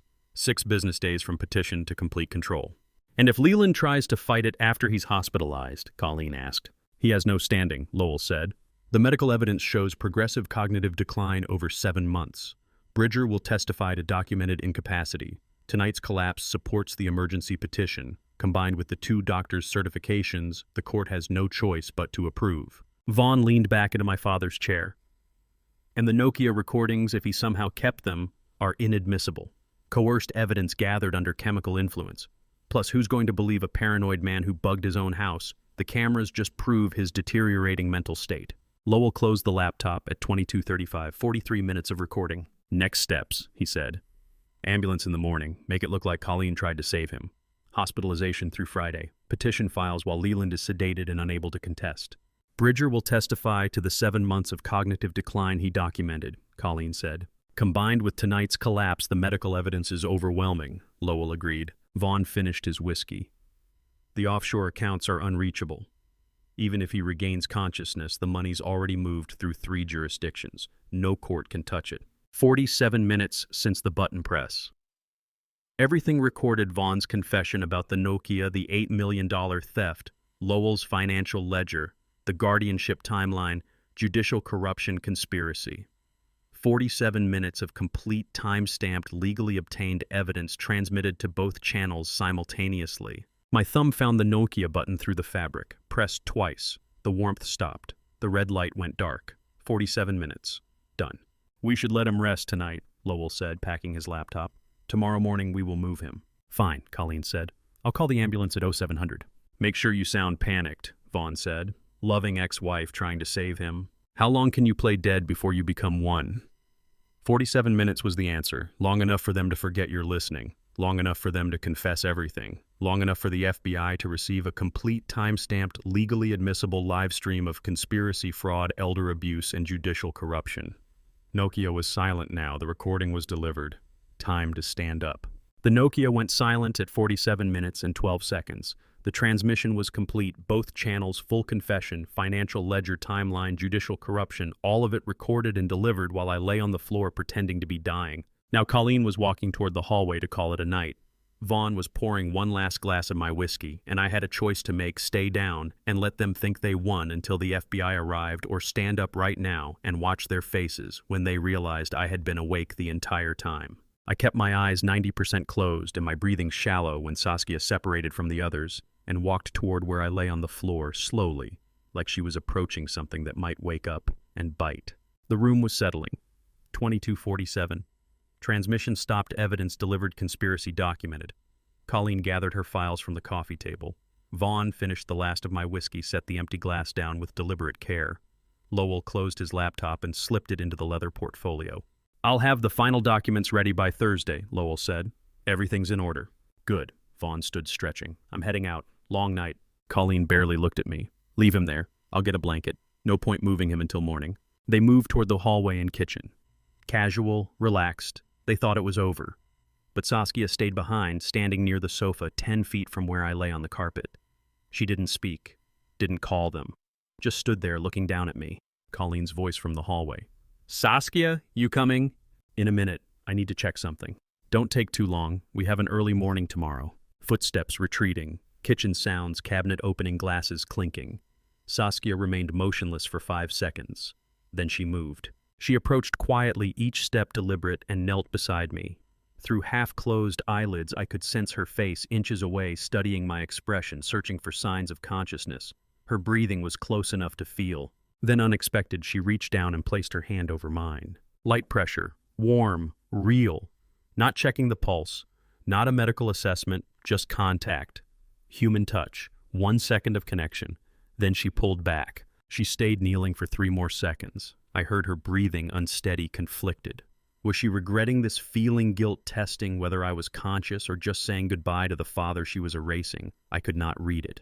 Could not know. She stood, walked away without another word. "He's stable," she said, rejoining the others in the kitchen. Still out. But I had heard something else. Just before she stood. Whispered so quietly I almost missed it. "I'm sorry."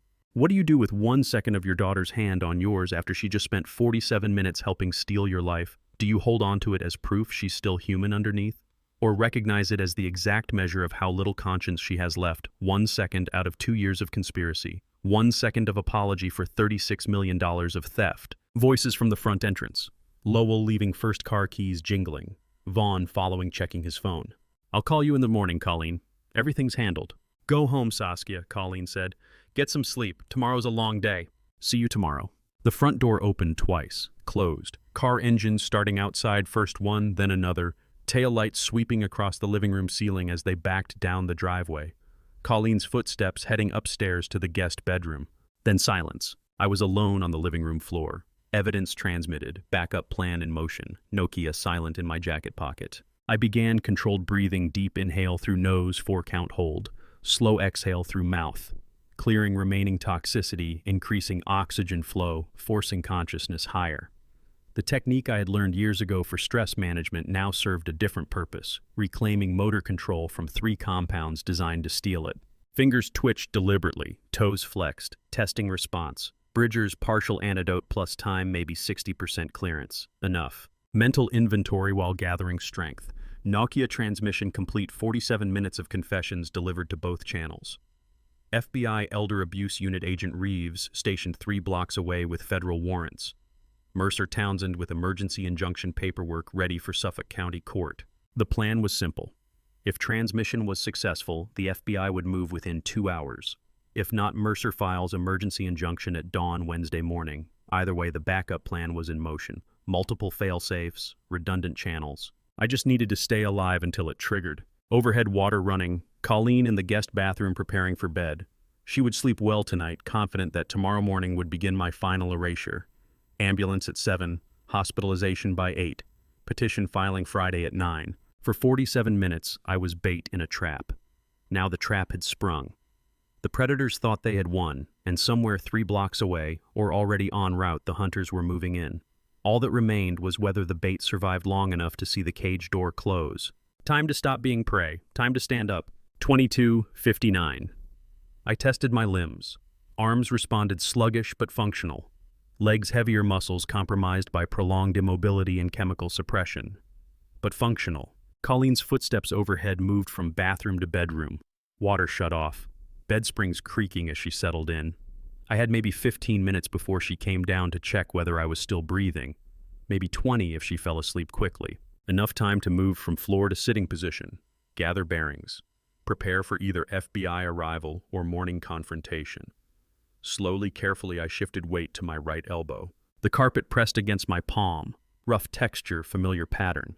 My father had chosen this carpet 40 years ago. I had played on it as a child, hosted Sterling Industries strategy meetings on it, watched Saskia take her first steps across it.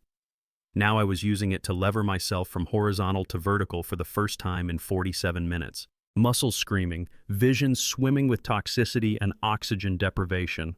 The room tilted 15 degrees left before stabilizing. I pushed harder, weight transferring from elbow to palm, torso rising. My right elbow took most of the weight as I pushed myself from lying to sitting for the first time in 47 minutes, muscles screaming, vision swimming with toxicity and oxygen deprivation, the room tilting 15 degrees left before stabilizing. Above me, Colleen's footsteps moved from the guest bathroom to the bedroom. I had maybe 15 minutes before she came down to check whether I was still breathing.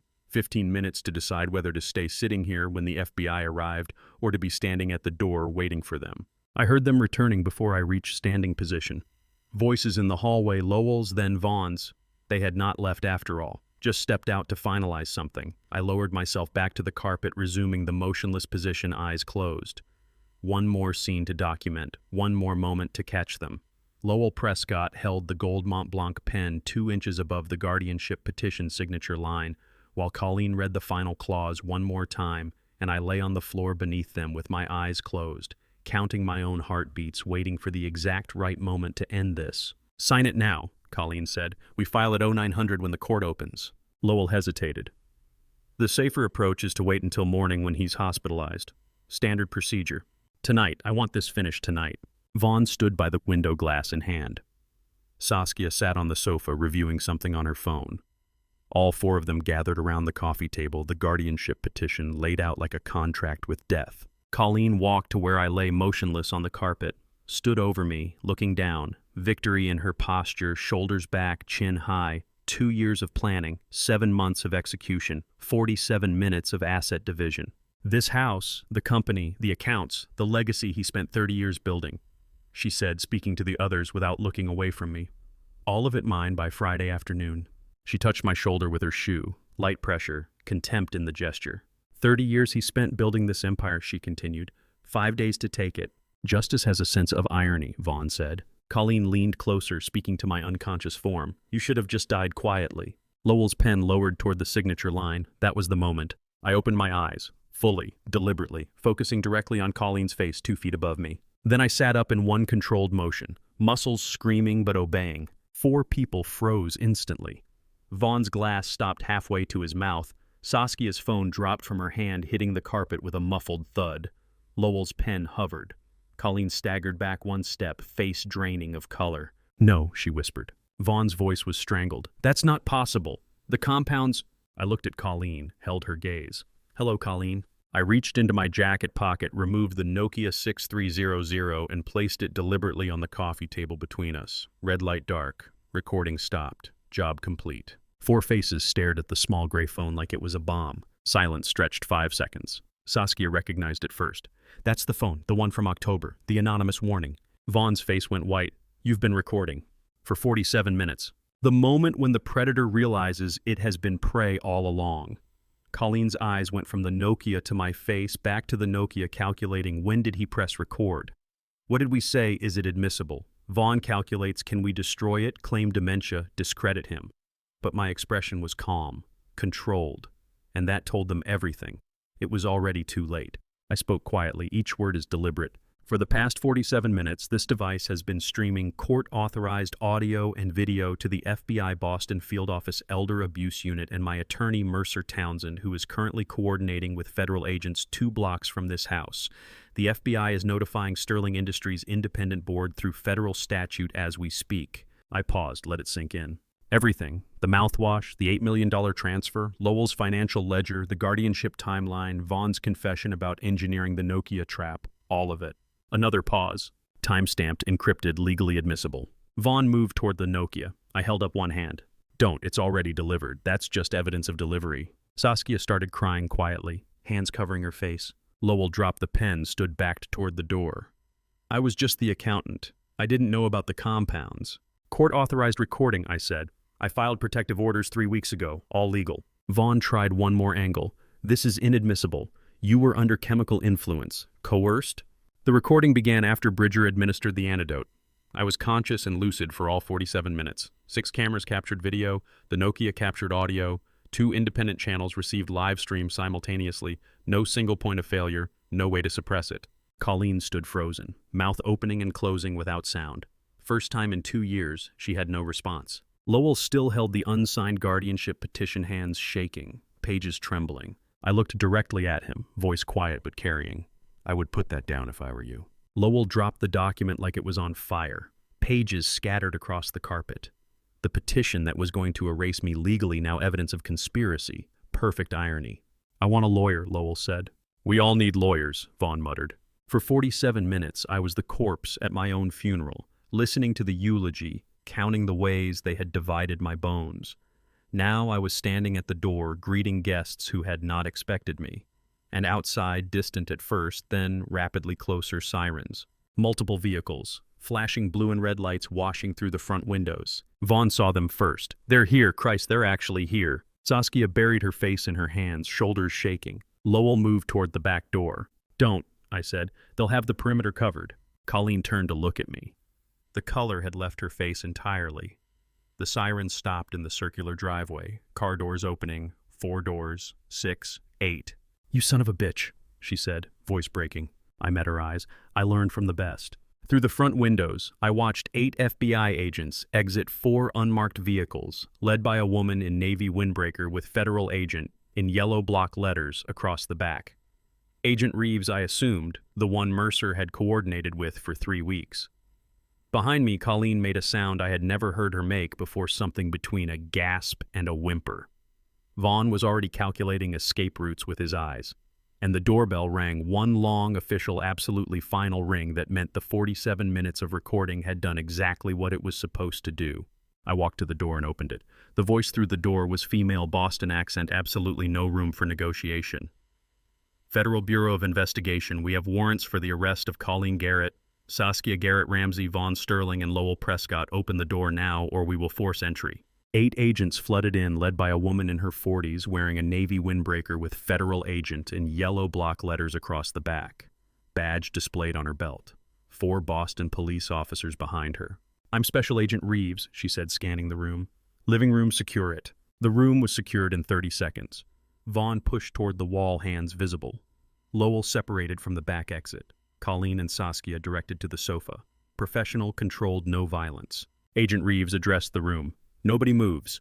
Warrant signed by Judge Morrison, District of Massachusetts 3 days ago." She turned to me. "Mr. Garrett, are you injured? Do you require medical attention?" "I'm fine. Nokia has 47 minutes of evidence. We received the full transmission. Warrants are based on that recording." She pulled 4 documents from her jacket. "Colleen Garrett, you are under arrest for conspiracy to commit elder abuse under federal statutes, financial exploitation of a vulnerable adult, and administering controlled substances with intent to defraud." Colleen's face was stone, silent. Agent Reeves continued. "Saskia Garrett Ramsey, conspiracy to commit fraud and accessory to elder abuse. Vaughn Sterling, wire fraud, embezzlement of corporate funds, conspiracy to defraud. Lowell Prescott, financial fraud and falsifying legal documents." Each warrant detailed. Specific. Based on live stream evidence received between 2200 and 2247 hours tonight. 3 days of FBI preparation visible in the precision. "I want my attorney," Vaughn said. "You'll have that opportunity," Agent Reeves said. "Right now you're being placed under arrest." 4 agents moved forward, reading Miranda rights simultaneously to 4 arrestees. "You have the right to remain silent. Anything you say can and will be used against you in a court of law." Handcuffs produced. Standard procedure, no drama. Vaughn protested as an agent pushed him to the wall for cuffing. Lowell complied immediately, hands behind his back without being asked. Colleen stared at me with pure hatred as the cuffs clicked shut around her wrists. Each snap of metal a period on a sentence. "This isn't over," she said, voice vicious. I met her eyes. "Yes, it is." When the agent approached Saskia with handcuffs, she did something unexpected. She extended both hands forward without being asked, wrists together, resigned posture. Not fighting, not protesting. The agent paused, surprised. "Ma'am, hands behind your back, please." Saskia turned, complied. "Like this." "Yes, ma'am. You have the right to remain silent. Anything you say can and will be used against you in a court of law. You have the right to an attorney." Yankee. The cuffs clicked shut. 28 years ago, I held those hands when they were infant small, teaching her to grip my finger. 15 years ago, I held them while crossing the graduation stage. Now a federal agent held them to secure steel bracelets while reading rights designed to protect her from incriminating herself in a conspiracy to erase her own father. Time is a circle that ends with metal. 2 FBI tech agents bagged evidence. The Nokia, Lowell's laptop, document files, Vaughn's phone. Everything cataloged, photographed, sealed. Agent Reeves presented me with a document. Judge Morrison issued an emergency injunction freezing all accounts, domestic and offshore. Your assets are protected pending federal investigation. The Cayman accounts, frozen within 2 hours of live stream receipt. International cooperation agreement. The $8 million is recovered. The $20 million in shares is locked. The estate is protected. Financial conspiracy dismantled in one signature. Agents prepared to transport the arrestees. 4 sedans waiting outside. I approached Agent Reeves. 3 minutes with Saskia, please, before you take her. She hesitated. "Mr. Garrett, she's in custody. I can't allow unsupervised." "SCI." "Supervised, in the hallway. 3 minutes, I'm the victim, I'm asking." She considered, then nodded. 3 minutes, 2 agents present. The hallway, 2 agents 10 feet away. Saskia in handcuffs facing me. Silence first. Heavy. Then she spoke. "I never hated you." I kept my voice steady. "I know about the blood type." "I found out," I said, "recently, from files I was never meant to see." Her face shifted, not surprised, something closer to relief that the secret had finally broken open. "It doesn't change what was real," I said. "You were my daughter in every way that mattered. That part was always true." She looked down at her cuffed hands and said nothing. She looked down at her hands, the cuffs. "I could have chosen to leave when Mom approached me 2 years ago. I could have said no." "Yes, you could have." No absolution offered, no condemnation either. Just truth placed between us like the physical distance neither of us crossed. Agent Reeves touched Saskia's shoulder gently. "Time's up, Mr. Garrett. We need to transport her now." Saskia nodded, didn't look back as the agents led her toward the door. I walked out to the porch and watched. The moment your daughter walks toward a police car in handcuffs is when you understand winning and losing are not opposites. They are the same thing wearing different masks. 4 sedans loaded 4 arrestees. Engines started. Lights are still flashing. The old maple tree in the front yard, the one Saskia had climbed at age 7, illuminated red and blue, red and blue. First sedan pulled away with Colleen in the back seat, second with Vaughn, third with Lowell. The 4th sedan turned the corner with Saskia in the back seat, and the police lights that had illuminated the maple tree for 15 minutes went dark all at once. I stood on the porch of the house I had protected with the company I had saved, and the accounts I had recovered, and the justice I had earned, and none of it changed the fact that my daughter had just disappeared into federal custody for conspiracy to erase me, and I had let her go without saying I loved her, because sometimes truth matters more than comfort. I stayed on the porch until the cold drove me inside. The house felt simultaneously mine and foreign. I didn't sleep. Mercer Townsend called at 7:45 Wednesday morning while I was standing in the kitchen trying to remember how to make coffee, and the first words out of his mouth were, "Bridger walked into FBI Boston 90 minutes ago with a complete dossier and a lawyer who specializes in cooperation deals." I set down the coffee filter. "What kind of dossier?" "Everything. Drug formulations, dosage schedules, medical analysis, complete timeline communications. He's burning his entire career to help the prosecution." "When did he surrender?" 6 o'clock this morning, voluntary, no summons, no warrant, walked in alone with his attorney Raymond Holland's white-collar defense specialist who handles cooperation cases. Carried a leather portfolio with a 100-page medical document. I leaned against the counter. The kitchen was too quiet. What was in it? Chemical compound names, benzodiazepine derivatives, acetylcholine inhibitors.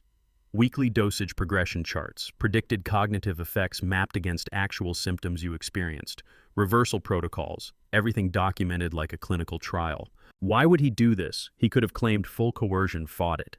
His attorney told the prosecutor Bridger wants to testify against Colleen and Vaughn. Full cooperation, no deals requested, yet he presented the cooperation package before they offered anything. Proactive, not reactive. That mattered. "There's more," Mercer said. Bridger wrote a statement. Quote, "I participated in conspiracy to harm Leland Garrett under duress initially, but continued voluntarily out of cowardice. I am responsible. I want to help make this right." Unquote. No excuses. No minimization. True remorse rarely looks dramatic. Just quiet, complete accountability. "He didn't have to say that," I said. "Could have claimed full duress." "That's why the prosecutor is listening. A USA Morgan Caldwell from the Elder Abuse Unit called me an hour ago. Real remorse is rare enough to be valuable in court." "What did Caldwell offer?" "Cooperation agreement under Section 5K 1.1, substantial assistance to the government triggers downward departure from sentencing guidelines. Bridger's testimony is crucial for Colleen's prosecution. Establishes drug administration timeline, medical knowledge requirements, premeditation." What does that mean in English? It means if he testifies fully and truthfully against Colleen Vaughn and the others, his sentence gets drastically reduced, possibly no prison time. Redemption is not a moment of light after darkness. It is the choice to stand in daylight knowing everyone can finally see what you did in the dark. Bridger could have fought, minimized, blamed Colleen entirely.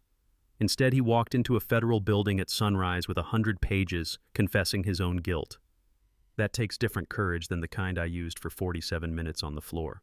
"What's the actual sentence?" I asked. 3 years supervised probation, no incarceration, permanent medical license revocation in all 50 states, 500 hours community service in elder care facilities, restitution payments to you for medical expenses and damages.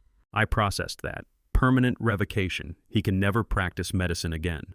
Never, in any state. Medical career over at 35, everything he trained for since age 18 gone. He accepted the terms in under 5 minutes. The price of redemption measured in destroyed ambitions. When does he testify? Grand jury next week. Trial testimony when Colleen's case goes to court, probably March or April. We talked for 10 more minutes about procedural details, then hung up. I finally figured out the coffee machine. Colleen had replaced it in November with something European and complicated. The coffee tasted bitter. At 1400, I met FBI Special Agent Whitmore from the Financial Crimes Unit at Mercer's office on Boylston Street. Whitmore was mid-40s, gray suit, carried a tablet with asset recovery spreadsheets. "Your primary assets are secured," he said, pulling up documents. "Emergency injunction holds, 20 million in Sterling Industries shares locked pending resolution, 3 million estate value protected. Life insurance policy nullified under criminal conspiracy doctrine. Colleen can't benefit from crimes against you." "And the Cayman accounts?" That's where it gets interesting. Mercer leaned forward. Whitmore tapped his tablet. "The 8 million Vaughn Sterling attempted to transfer Tuesday night via power of attorney." "The theft," I said. "The attempted theft," Whitmore corrected. "The Cayman account was frozen Saturday morning, 3 days before the notarization." I stared at him. "Frozen by whom?" "By us. FBI coordinated with Cayman Islands authorities under Mutual Legal Assistance Treaty, based on communications we intercepted during your Nokia livestream preparation 3 days prior. Vaughn and Lowell Prescott's email exchanges about offshore transfer structures were flagged by our cybersecurity forensics team." Mercer was smiling. "Wait, Vaughn signed papers Tuesday night transferring 8 million into an account that was already frozen." "Correct," Whitmore said. "He authorized transfer into a locked box. The money never moved. He has nothing." "The notary," I said. She witnessed valid signatures on a legal document authorizing transfer of funds into a frozen account under federal seizure order. The paperwork is legitimate. The destination was inaccessible. Well, what do you call it when the man who engineered your trap gets caught by the same device? Poetry, justice, both. Vaughn spent 15 years teaching me strategy.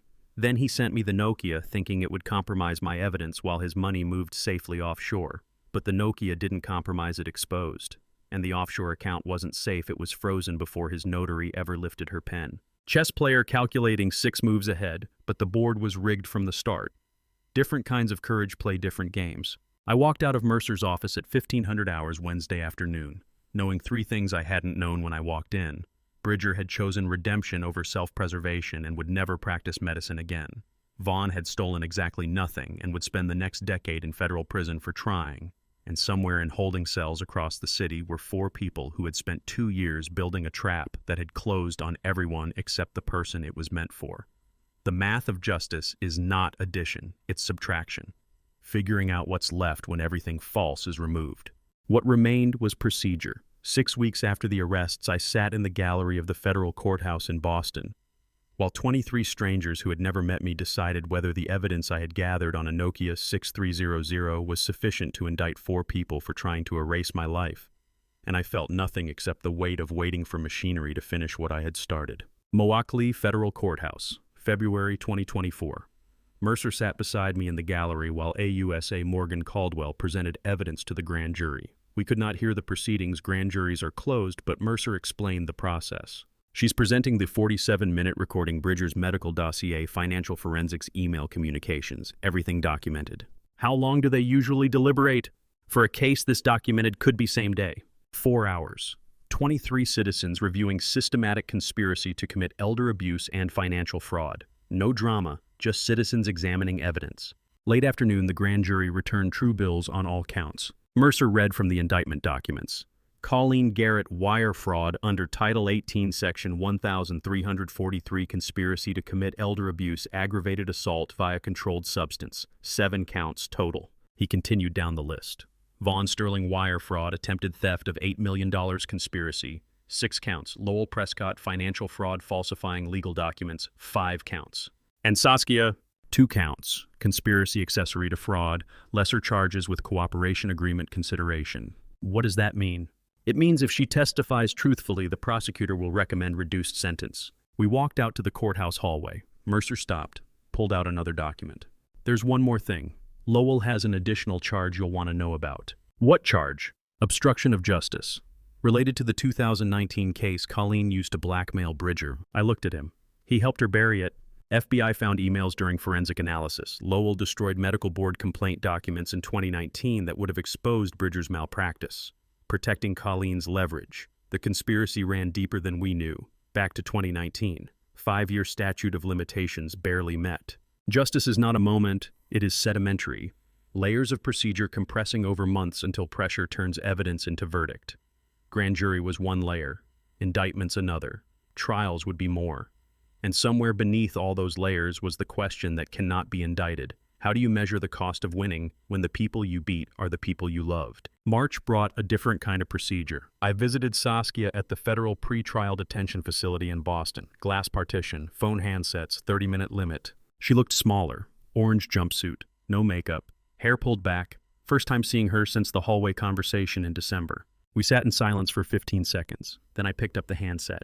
I need to ask you something, and I need the truth. She picked up her handset. I haven't lied to you since December. Good, then answer this. I paused, chose the words carefully. During the 2 years, when you were helping her, did you ever think about coming to me, telling me what was happening?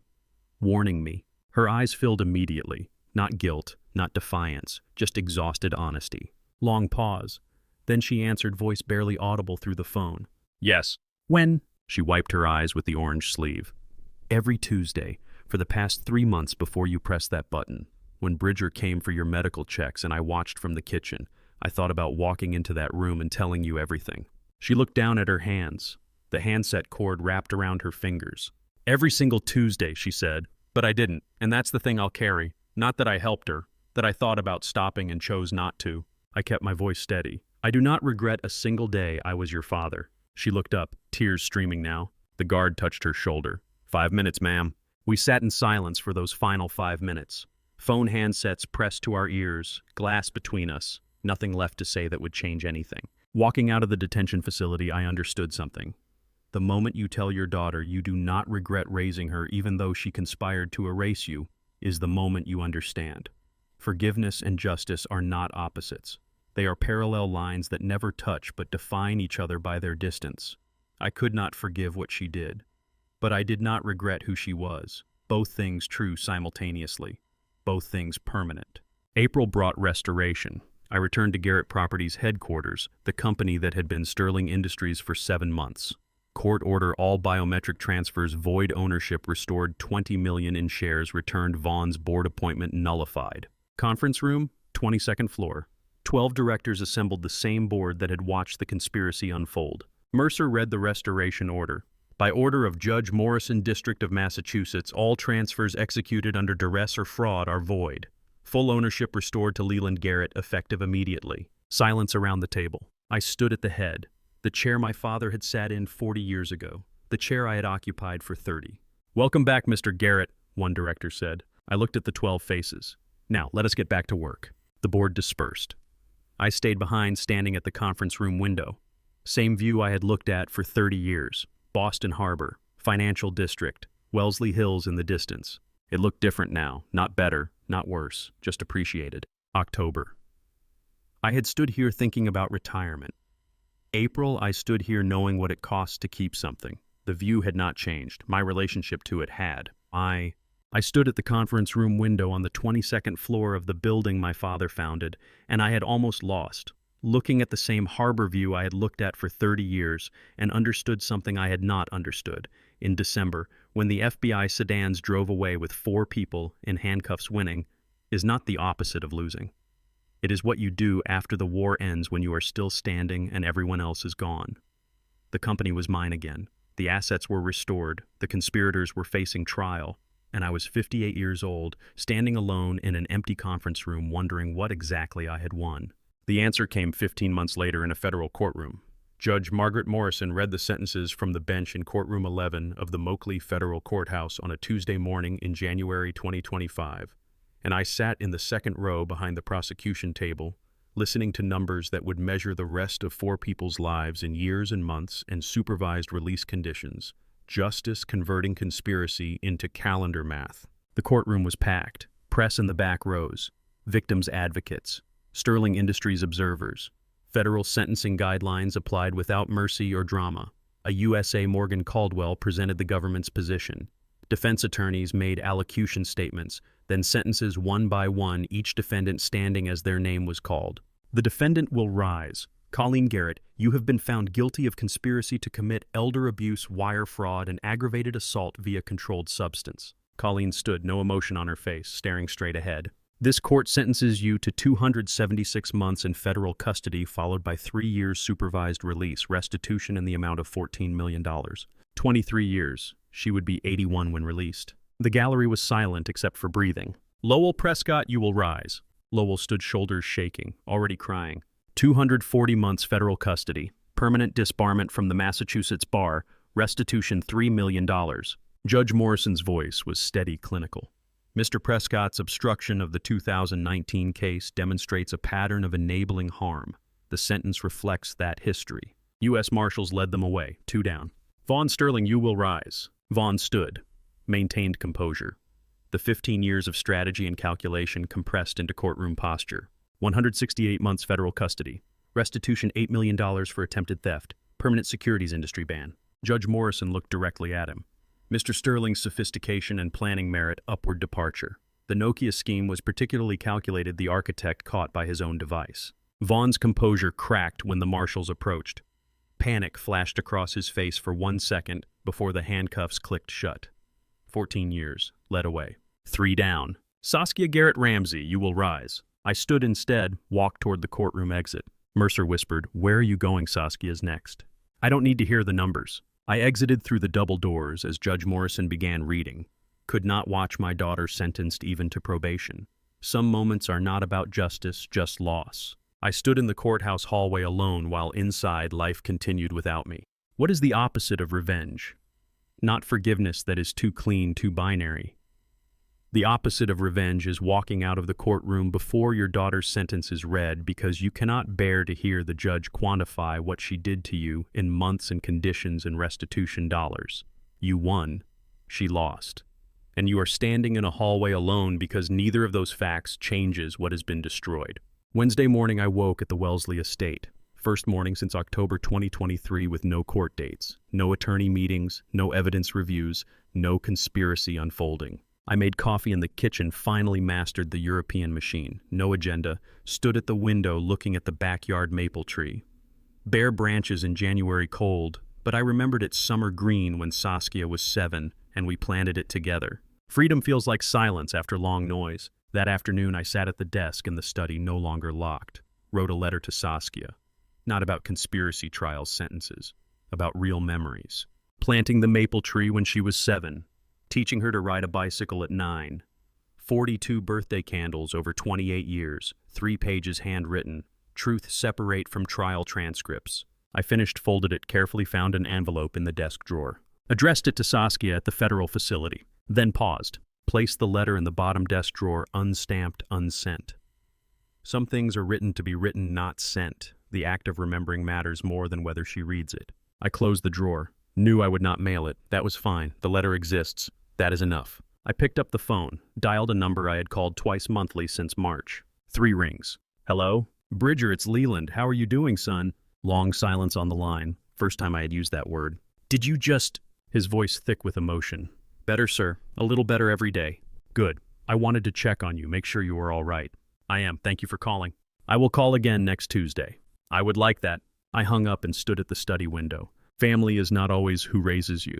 Sometimes it is who stands up when everyone who raised you sits down. Bridger lost his career to tell the truth. Saskia kept hers to hide it. Tuesday nights used to mean conspiracy and medical checks.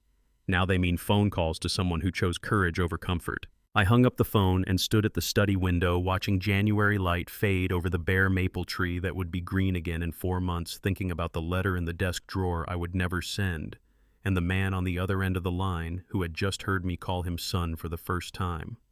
I'm 59 years old, company restored, conspiracy dismantled, daughter lost, and a Tuesday night phone call that meant something different now, not evidence of conspiracy, but evidence of family chosen rather than inherited.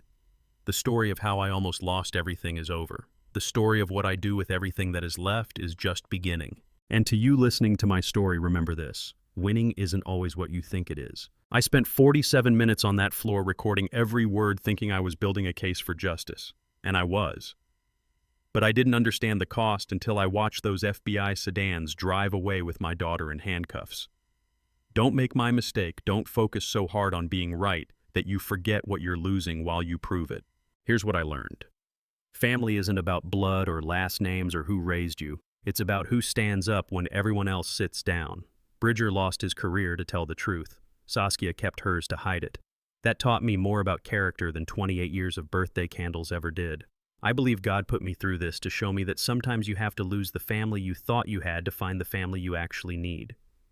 This story about a dad seeking revenge taught me that family and justice don't always live in the same house. If this story meant something to you, I'd be grateful if you'd leave a comment telling me what part hit you hardest.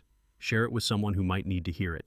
And if you want more stories about dad revenge, family betrayal, and finding strength when everything falls apart, please subscribe to Dad's Calm Revenge. Your support means more than you know. Thank you for staying until the very end. As a reminder, this story contains fictionalized elements for narrative and reflection purposes.